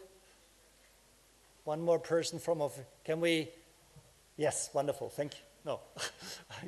One more person from the, maybe to help discuss infrastructure. Okay, are you fine to do it in a small group, or would you like to distribute? Okay, okay, good. So how it will work is the following. We would like to focus each group on the specific reform area: institutions, infrastructure, efficiency of labor, efficiency of goods market, labor market reform, and then financial sector development. The 3 questions we have as background is, which are on your note, which we distributed. In your view, how important are reform in this selected area, given sort of the status of reforms? Secondly, in the selected area, what do you think are the most important reform priorities? And are there any obstacles in implementing these reforms? We have prepared background material, and my colleague Asel Isakova will in a few moments sort of explain you what you find on the background material. Then afterwards, each table has about 30 minutes to discuss specific reforms in this area. And then we would like to ask you to select one person from each table who, after the 30 minutes, can sort of try to summarize how important are reforms in this area, and what are some key priorities and what are some obstacles. So at the end of the 30 minutes, really would like to have one from each table to report back to the audience. So come here and inform us about your findings.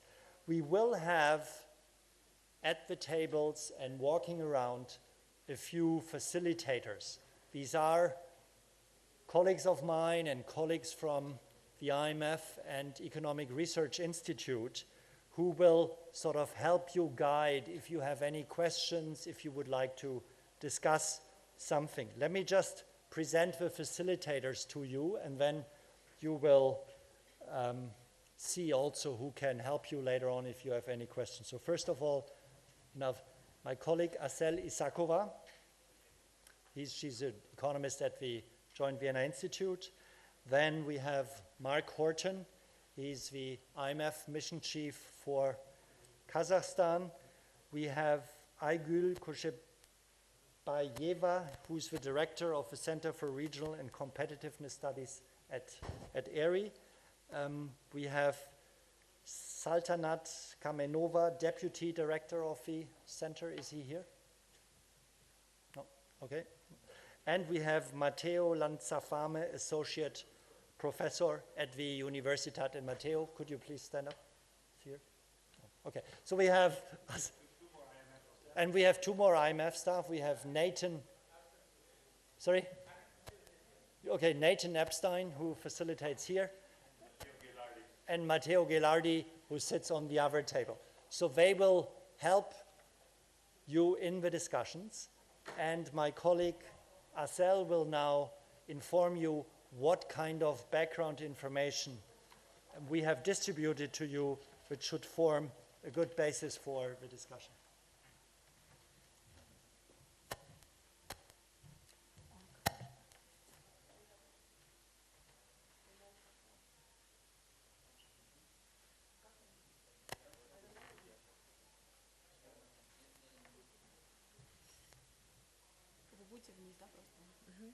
Добрый день, меня зовут Асель Исакова. Добро пожаловать на нашу интерактивную сессию по структурным реформам. Вы все получили раздаточный материал, который содержит несколько страниц. Я кратко объясню вам, что содержится в этом раздаточном материале. Предположительно, это тот материал, который поможет нам в наших дискуссиях. На первой странице, вернее, это страница номер 2, вы видите 3 графика. Эти графики, они одинаковы для всех групп, и они в целом показывают место Казахстана и стран СНГ среди других стран мира по 3 показателям. Первый показатель на рисунке 1 – это индекс глобальной конкурентоспособности, который вам всем хорошо известен, который готовится Международным экономическим форумом. В общем, индекс глобальной конкурентоспособности на графике изображен рейтинг стран. В докладе по глобальной конкурентоспособности участвуют 144 страны, и рейтинг идет от 1 до 144, то есть страна номер 1 – это наиболее конкурентоспособная страна. На графике вы видите, что оранжевым цветом выделены страны СНГ. Второй рисунок – это рейтинг благоприятности условий ведения бизнеса или Doing Business. Это рейтинг, составляемый Всемирным банком, который также вам хорошо известен. Опять же, это рейтинг, то есть он идет от 1, и топ-страна по благоприятности условий ведения бизнеса – Сингапур, как вы видите на графике. Следующий график, рисунок 3 – это индекс восприятия коррупции, или Corruption Perception индекс, составляемый Transparency International, который сегодня упоминался тоже утром в панельной сессии. Здесь опять же рейтинг стран, и вы можете увидеть, то есть наиболее страны расположенные, страны отсортированные от стран, в которых восприятие коррупции наиболее маленькое и по возрастающей. Далее идет несколько страниц, и вам необходимо в вашей группе будет использовать только ту область, по которой вы работаете. Здесь вы увидите 2 графика и 2 таблицы. Да, вот первый график давайте на примере группы институты. Да. Рисунок 1 показывает корреляцию между качеством институтов и доходом на душу населения. Опять же, откуда берутся эти данные? Я вам говорила сейчас об индексе глобальной конкурентоспособности. Этот индекс включает в себя 12 областей, включая институты, инфраструктуру, рынок товаров, рынок рабочей силы и финансовый сектор. То есть мы из этих 12 областей включили 5 в нашу сегодняшнюю дискуссию. То есть на первом графике вы видите корреляцию между доходом на душу населения и уровнем развития институтов. И вы видите, что эта корреляция позитивная. То есть более качественные институты, они ассоциируются с более богатыми странами. Следующий рисунок – это рейтинг, опять же, конкретно по области качества институтов. То есть от 1 до 144. Опять же, оранжевым цветом выделены страны СНГ. И на следующей странице 2 таблицы. То есть каждая область, допустим, институты, она включает в себя несколько компонентов. В таблице номер 1 вы можете видеть те компоненты, по которым составляется этот рейтинг. Это право собственности, бремя государственного регулирования, прозрачной государственной политики и так далее. В таблицу мы включили только страны СНГ, те, которые рассматриваются, которые включены в доклад по глобальной конкурентоспособности. Опять же, в таблице показан рейтинг этих стран. И таблица номер 2, опять же, основана на показателе качества институтов из доклада о глобальной конкурентоспособности. Но здесь произведены некоторые наши вычисления. И этот показатель,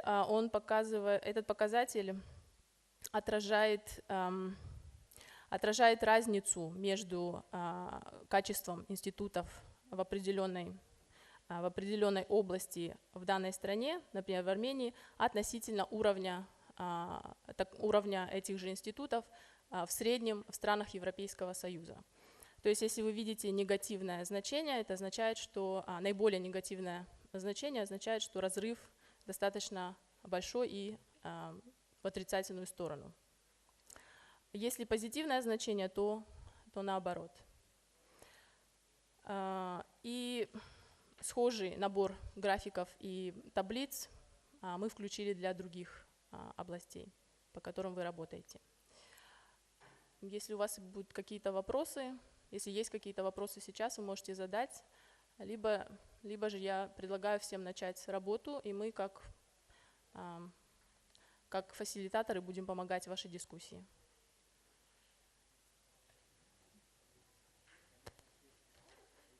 Да? Угу.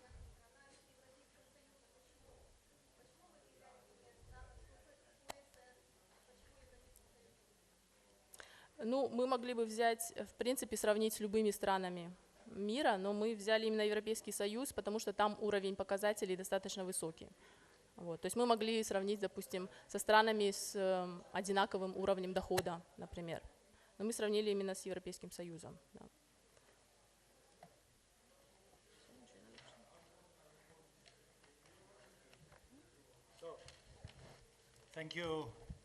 Thank you very much, Asel, for the introduction.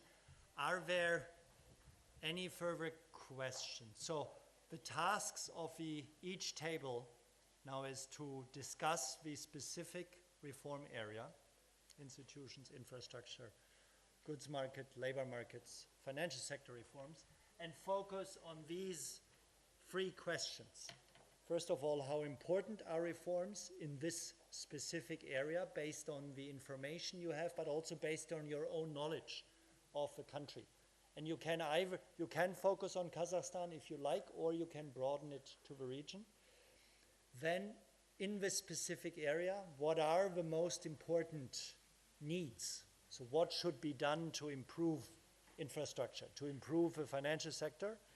And then finally, are there, from your own knowledge, from what you know about how the economy operates, are there any constraints to implementing reforms? And if so, what could be done to overcome these constraints? So we'll give you about 30 minutes to discuss it. Please, during the discussion, select one person who, in about 30 minutes, will try to summarize in English or Russian, whatever you prefer, sort of the discussion, the findings of your group. Okay? Yeah? Thank you. Or are there any questions? No. Okay, good. So, please go ahead.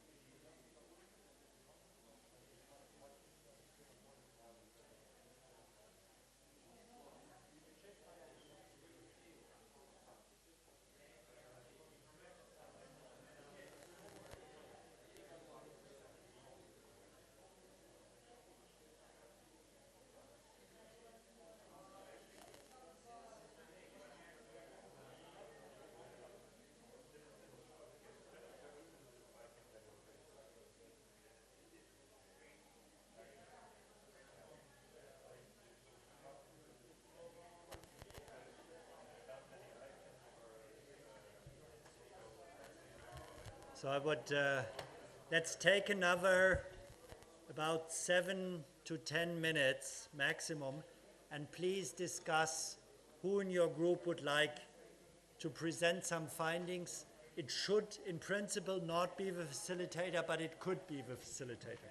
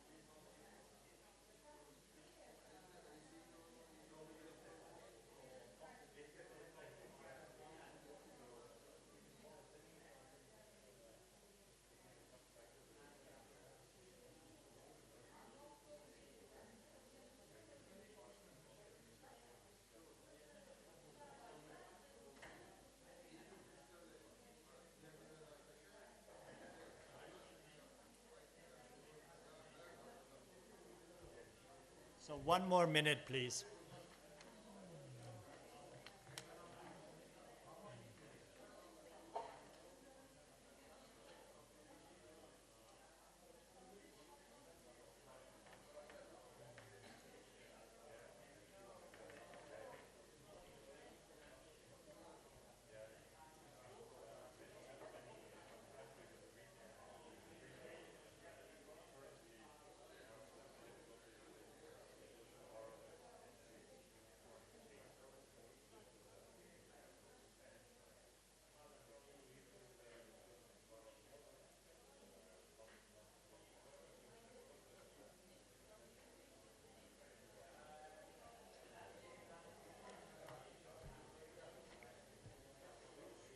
Okay, so please wrap up your discussions. Thank you.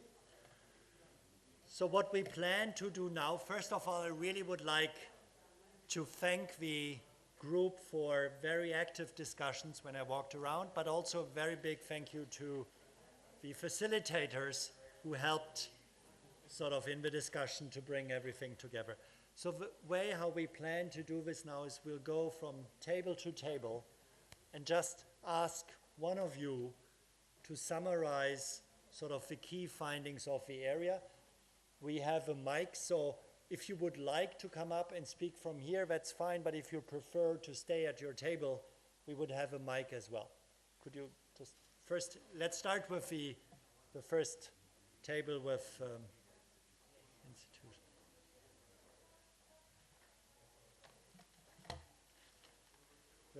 Give the mic to him. Okay.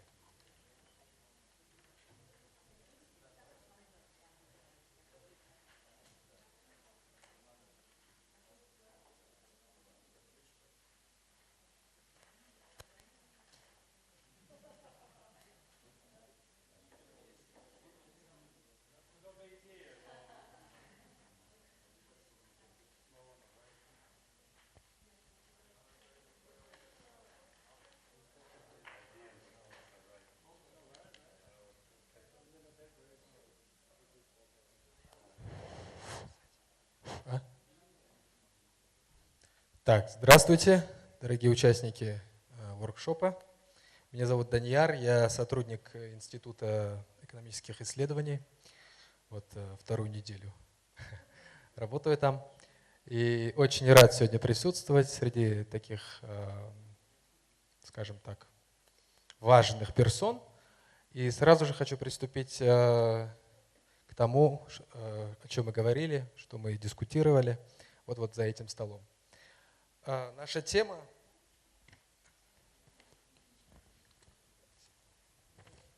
да, дискуссии очень были такие оживленные, у нас много, честно говоря, очень даже я удивился,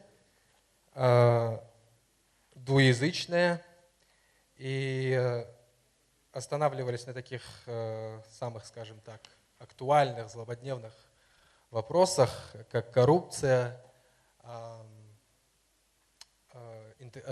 интеграция, переход такой успешный и проактивный переход казахстанской власти, вообще системы власти на цифровые, диджитализация, так скажем, услуг, оказываемых государством. Касательно, также мы было высказано мнение, что как бы похвала своего рода дружественному государству Грузия за счет того, что вот согласно всем многим рейтингам она занимает передовые места, как в борьбе с коррупцией, как и дальнейший прогресс в осуществлении позитивных реформ в сфере гособеспечения, в сфере обеспечения условий, оптимальных условий для ведения бизнеса и так далее. В этом плане Грузия выступает как очень такой хороший пример для всех стран СНГ и за пределами. Потом один еще такой важный момент, пожалуй, я отмечу и завершу, это то, что в Казахстане в целом институциональное развитие идет очень хорошо, в правильном направлении. Скажем, вот господин Хортон выразил такое очень мнение, то, что он очень как бы удивлен тому, насколько Казахстан внедряет вот эти вот передовые программы в оптимизации услуг, оказываемых государству, как населению, так и юридическим лицам. И потом еще хочу отметить то, что в Казахстане, то есть на уровне местного правления идет, скажем так, демократизация своего рода, за которую хотят, скажем, на уровне Астаны, на государственном уровне, так и на локальном уровне давно идет такой, как бы, да, местные советы. Скажем, я на примере Алматы, вот недавно, Жасыл Жайлау, на Коктубе была инициация частных каких-то лиц на построение горнолыжного курорта без учета населения, то есть людей, которые там обитают. И потом вот собрали местный совет, и результат был того, что этот проект, который, откровенно говоря, не совсем отвечает здравому смыслу, да, был заморожен и аннулирован.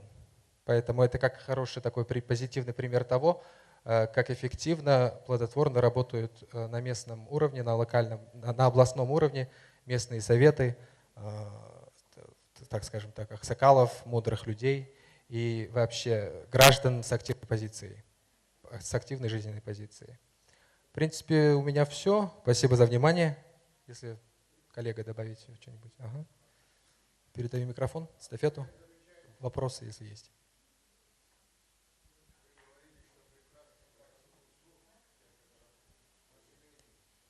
Да, цифровых услуг.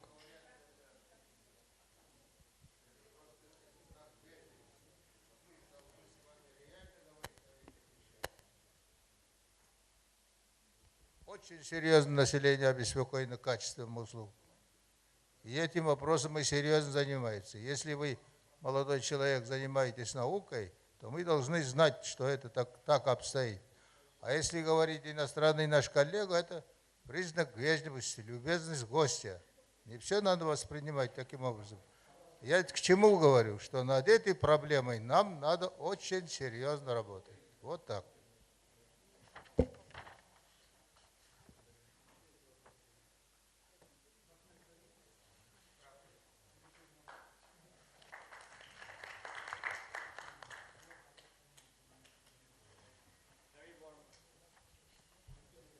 Thank you to the first group for summarizing concisely the discussions and some recommendations. And setting a good example for the other groups, I would like to invite the second group on infrastructure to make a summary. And if we could hand the mic to the table, please.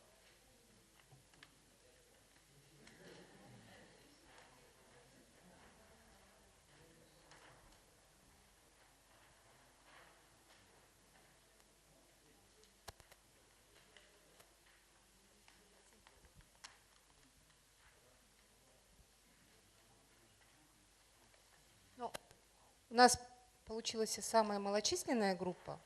Значит, 3 мужчин и 1 женщина. И мужчины делегировали меня, как всегда. Но вопрос заключается в том, что у нас очень важный блок был для обсуждения, это именно развитие инфраструктуры. Да? То есть мы посмотрели внимательно, как бы еще раз, где находится Казахстан по сравнению с другими странами. Получилось так, что в инфраструктурном плане как бы Казахстан сейчас по сравнению с другими странами находится где-то посередине. Но в то же время, когда начали смотреть в рамках именно субиндексов, то, естественно, посмотрели самые головные проблемы. И субиндексы показали, что действительно проблемы были показаны достаточно точно. Автодороги, существуют определенные проблемы с тем, что не всегда как бы есть доступ к мобильным связям, и есть проблемы, связанные с тем, что Вот на наш взгляд у нас присутствовал как бы вот специалист, который идет по водоснабжению, водообеспечению, и он сделал очень такую хорошую ремарку о том, что когда считаются вот эти вот рейтинги по инфраструктуре, они в основном сосредоточены на таких понятиях, как автодороги, железные дороги, мобильная связь и так далее. Да? Но в то же время такого важного аспекта развития инфраструктуры, как водообеспечение, он не учитывается. И на самом деле это накладывает определенный отпечаток, потому что если смотреть, на сегодняшний день порядка 50 Казахстан, например, он на 50% зависит от поступления воды с сопредельных государств. И это очень большая проблема именно для Казахстана.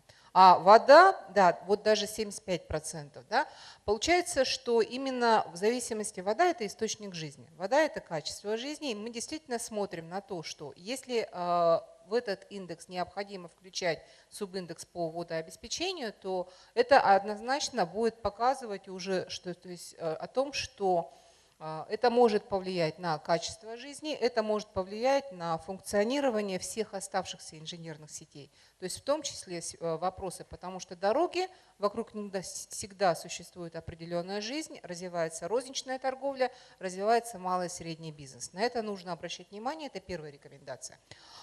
Теперь касательно того, что когда мы смотрели, например, субиндекс по автодорогам, значит, там обнаружилось 107 место. Да? То есть достаточно низкая позиция для Казахстана, и действительно это правда. Вы знаете, что в 2015 году у нас уже была принята специальная программа по развитию инфраструктуры, Нурлужол, всем она известна, хабовый принцип, повышение связанности между регионами, соответственно, формирование 5 городов или точек роста, то есть которые способны вокруг себя развивать определенные как бы уже деловые, бизнес-связи, экономические связи, агломерационный эффект и так далее. Что важно, чтобы в принципе в рамках этих реформ проводилось и дальше? То есть реформы начаты, но нужно их усиливать. Во-первых, вот у нас нашим коллегой как бы именно с австрийского посольства, который имел большую возможность как бы объездить все регионы Казахстана, и такая небольшая ремарка. Проектный менеджмент.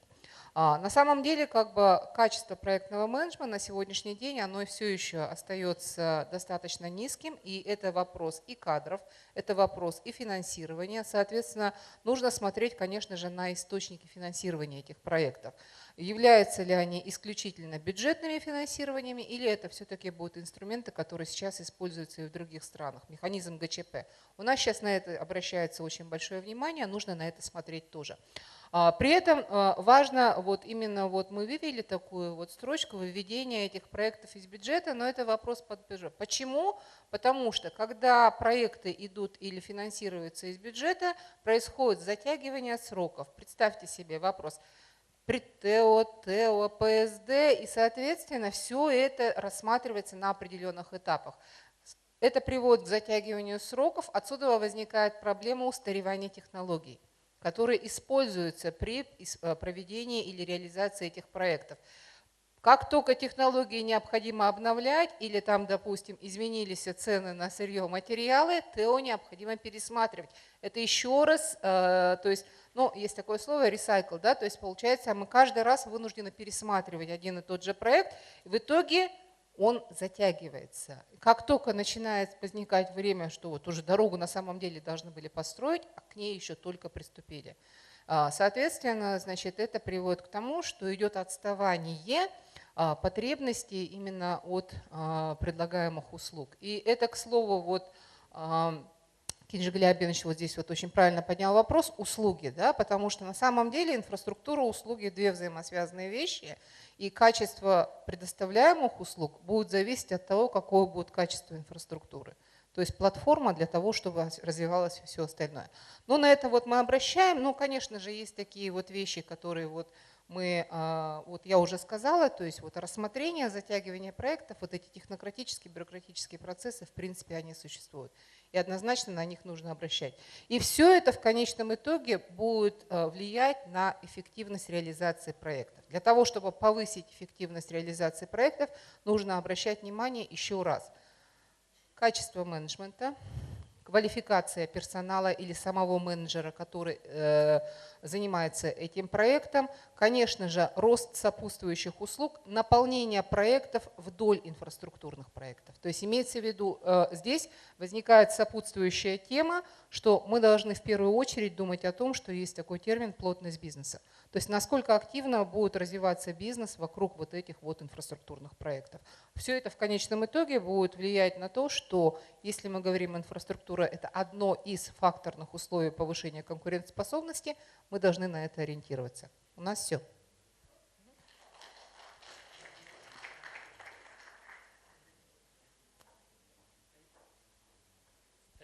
Thank you very much to the group and to Agül for summarizing so nicely. Now we move on to the efficiency considerations. Okay, thank you. May I ask with my assistant? Possible? Okay.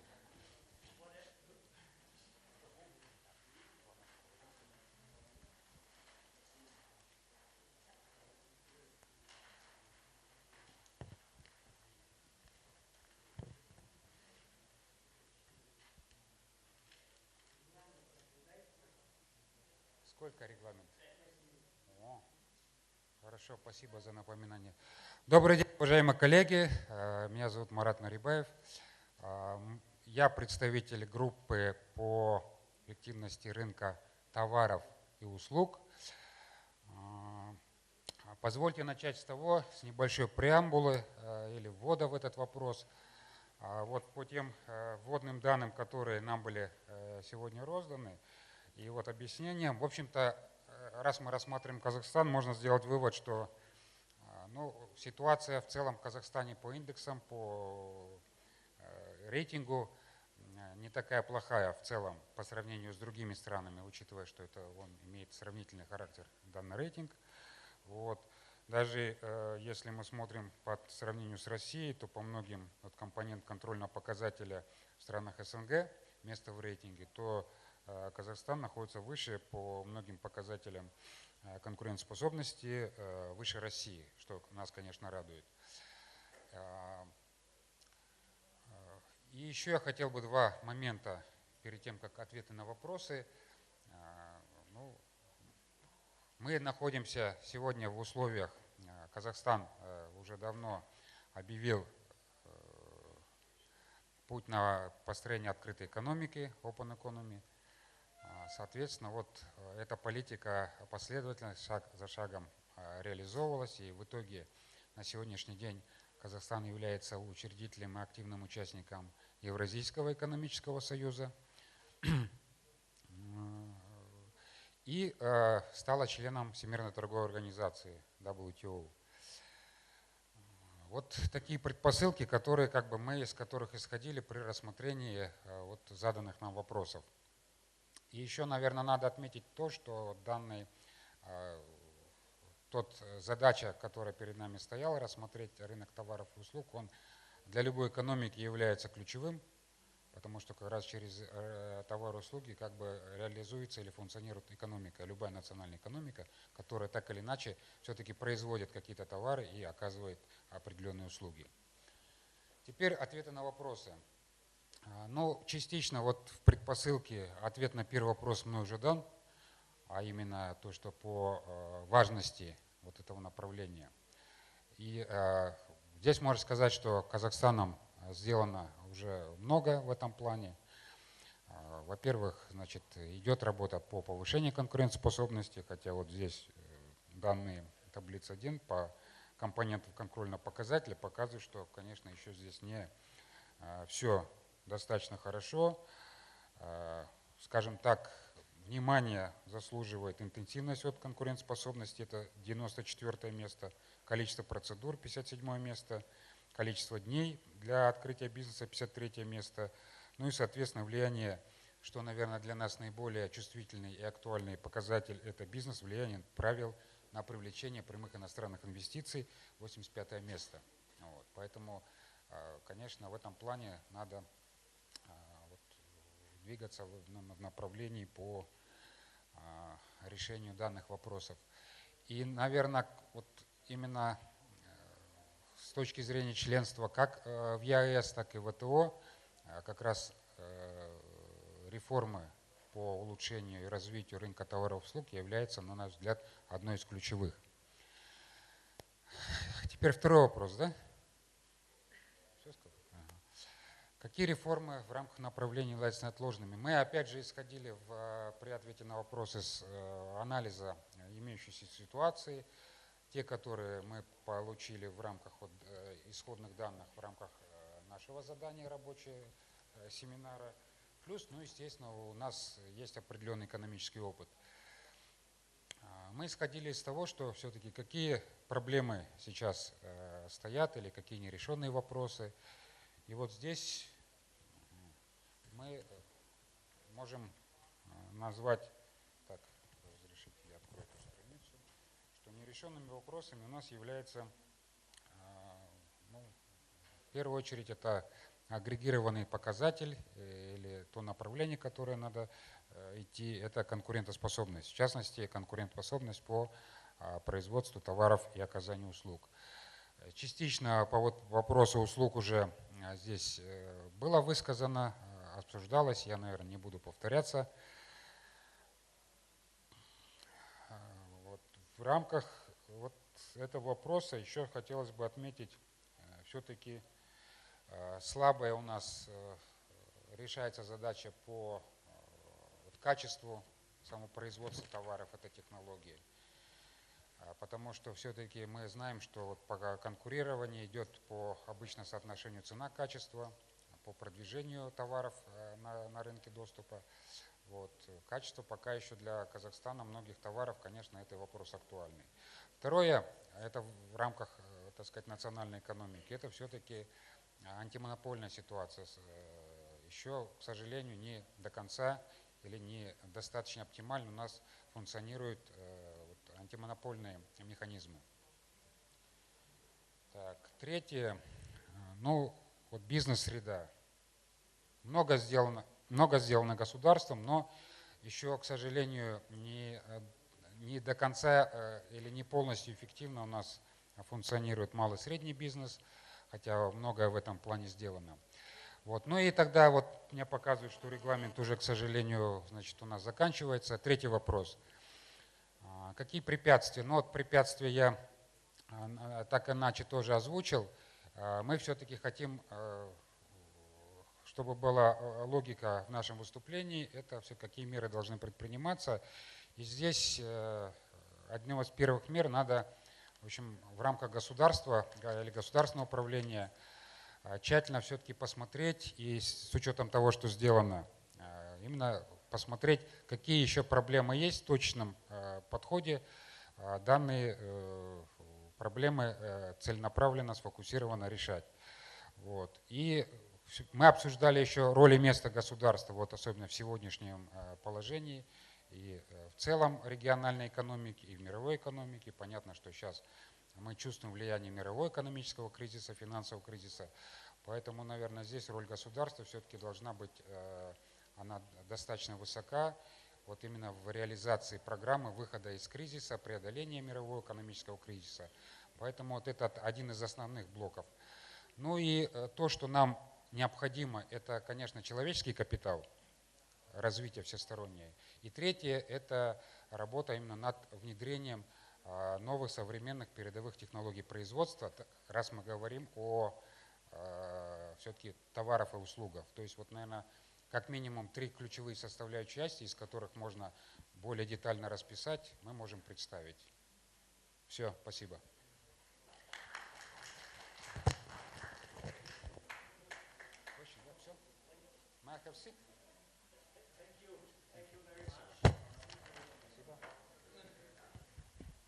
Thank you very much for a very good comprehensive presentation on goods market efficiency, and we move on to labor markets.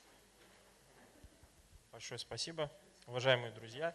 Ну, меня зовут Даулет Аргандыков, мне очень повезло с нашей группой, все они являются экспертами высокого уровня, но, к сожалению, они не очень хорошо рисуют, поэтому я буду говорить устно. Нам еще больше повезло с показателями, я буду рассказывать о показателе эффективности рынка труда. Почему повезло?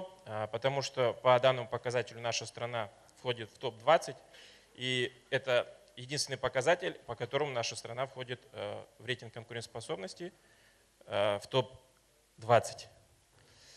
Еще более мне повезло, потому что раньше я занимался этим вопросом в Министерстве труда. Я работал ровно год назад, поэтому эта тема мне знакома. Значит, в своей работе мы очень подробно изучили те показатели, из которых складывается этот индекс и рейтинг конкурентоспособности. Но чтобы подробно объяснять, на это не хватит, конечно, и не то, что 5 минут и 50 минут. Ну, хочу сказать, что мы сконцентрировались вот на пытались ответить на те 3 вопроса, которые были в нашем задании. Первое. Насколько важна наша тема? Ну, важно, если говорить простыми словами, это вот для экономики, как человек, допустим, дышит, как человек принимает еду, воду, так и трудовые ресурсы, так же, как, допустим, сырье, энергетика важны. Понятно, что это важно. Далее, какие реформы, мы отвечали на второй вопрос, какие реформы необходимы. На этой стадии и мы пришли к выводу, что очень большое количество реформ было проведено. Причем этот рейтинг, в котором Казахстан находится в топ-20 входит, он итоги 2014 года. Вы знаете, что в нашей стране в 2015 году был принят новый трудовой кодекс, но я сейчас расскажу еще, есть 2 закона, которые тоже влияют на эти вещи и каким образом. Это новый закон о занятости, он в апреле, и новый закон о миграции. То есть, в принципе, вот эти 3 нормативно-правовые акта, о которых я назвал, они направлены как раз на решение тех задач, на повышение эффективности рынка труда. В первую очередь это гибкость, это ориентация системы, допустим, занятости на работодателей, это снижение барьеров. Ну, очень много вопросов, которые отражены в Трудовом кодексе. Вопросы миграции – это здесь с позиции привлечения иностранной рабочей силы, упрощения порядка, также вводится, так сказать, своего рода зеленая карта, когда иностранцы могут приезжать, и здесь не закреплены за каким-то предприятием, организацией, они могут свободно перемещаться. То есть, в принципе, вот этот комплекс мер, который он необходим, он весь уже принят, и мы пришли к выводу, что мало того, что принять, надо еще реализовать. То есть вот первое, что сдерживающий фактор, это я уже перешел к 3-му вопросу, нужна хорошая реализация этих норм, даже если это все хорошо написано на бумаге. Далее сдерживающие факторы, которые мы обсуждали, это та среда, в которой мы находимся. Понятно, что когда мы говорим о трудовых ресурсах, о качестве рынка труда, это связано с качеством трудовых ресурсов. То есть здесь большая роль отводится системе образования. И в системе образования, вы знаете, у нас есть такие системные проблемы. Ну, главное, я скажу, что это отсутствие взаимосвязи или слабая взаимосвязь между рынком, потребностями работодателя, то есть реальным сектором экономики и системой образования. Поэтому мы считаем, что нужно сконцентрироваться на обеспечении вот этой взаимосвязи. Каким образом? В первую очередь это принятие правил игры, то есть те инструменты, они, в принципе, зачем их выдумывать, это все есть в рамках квалификации, профессиональные стандарты, образовательные, и на основании этого независимая оценка квалификации, сертификация специалистов, то есть внедрение вот этой рамки квалификации, но через принятие правил игры, так называемых. То есть все должны понимать, то есть система, она не должна разово, она должна быть устойчива во времени, устойчива там, я не знаю, еще во что-то с точки зрения финансов. То есть над этим сконцентрироваться. И мы думаем, что очень важно задуматься над эффективностью институтов рынка труда. В данном случае это и службы занятости, там и институты страхования от безработицы в этом направлении. В принципе, у меня все. Спасибо. Уложился.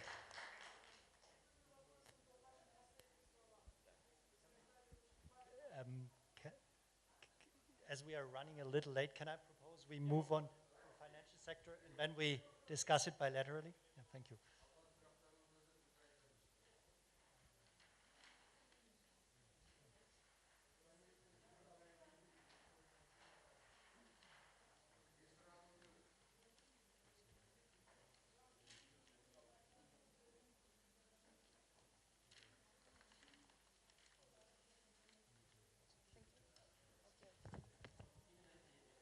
Добрый день. Мы представляем 5-ю группу, которая освещает проблемы развития финансового сектора. Меня зовут Ситказинова Дина. Я сотрудник Центробанка, Центркредитбанк. Работаю с корпоративным блоком. Но в своем мини-докладе мы хотели бы осветить основные проблемы развития финансового сектора.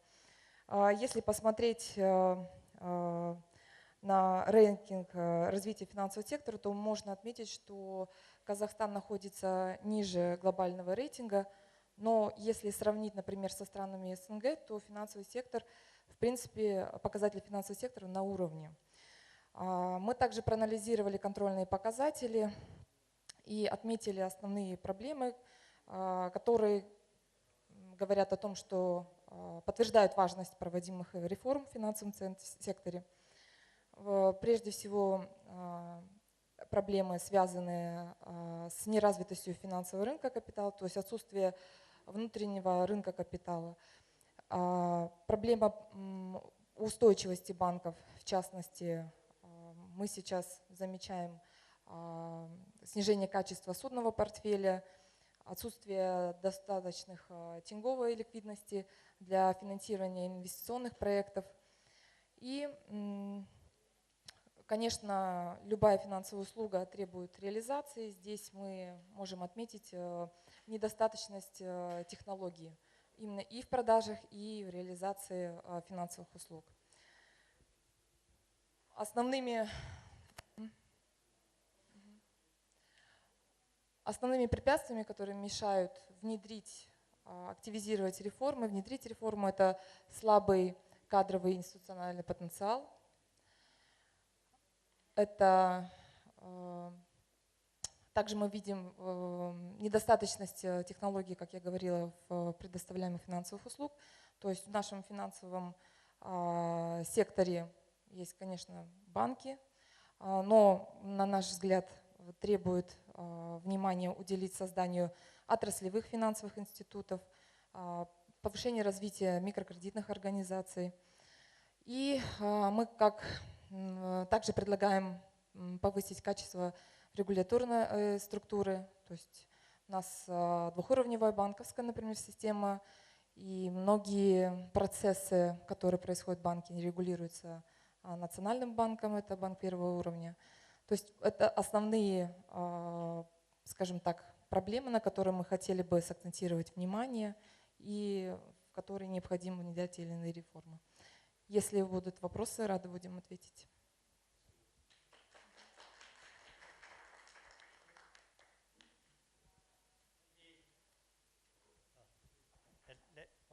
Let me say, I think this is obviously an extremely vast topic, and we only had an hour and a half, but I'm very impressed by how deep the discussions have been on each of the tables and that you all were so engaged.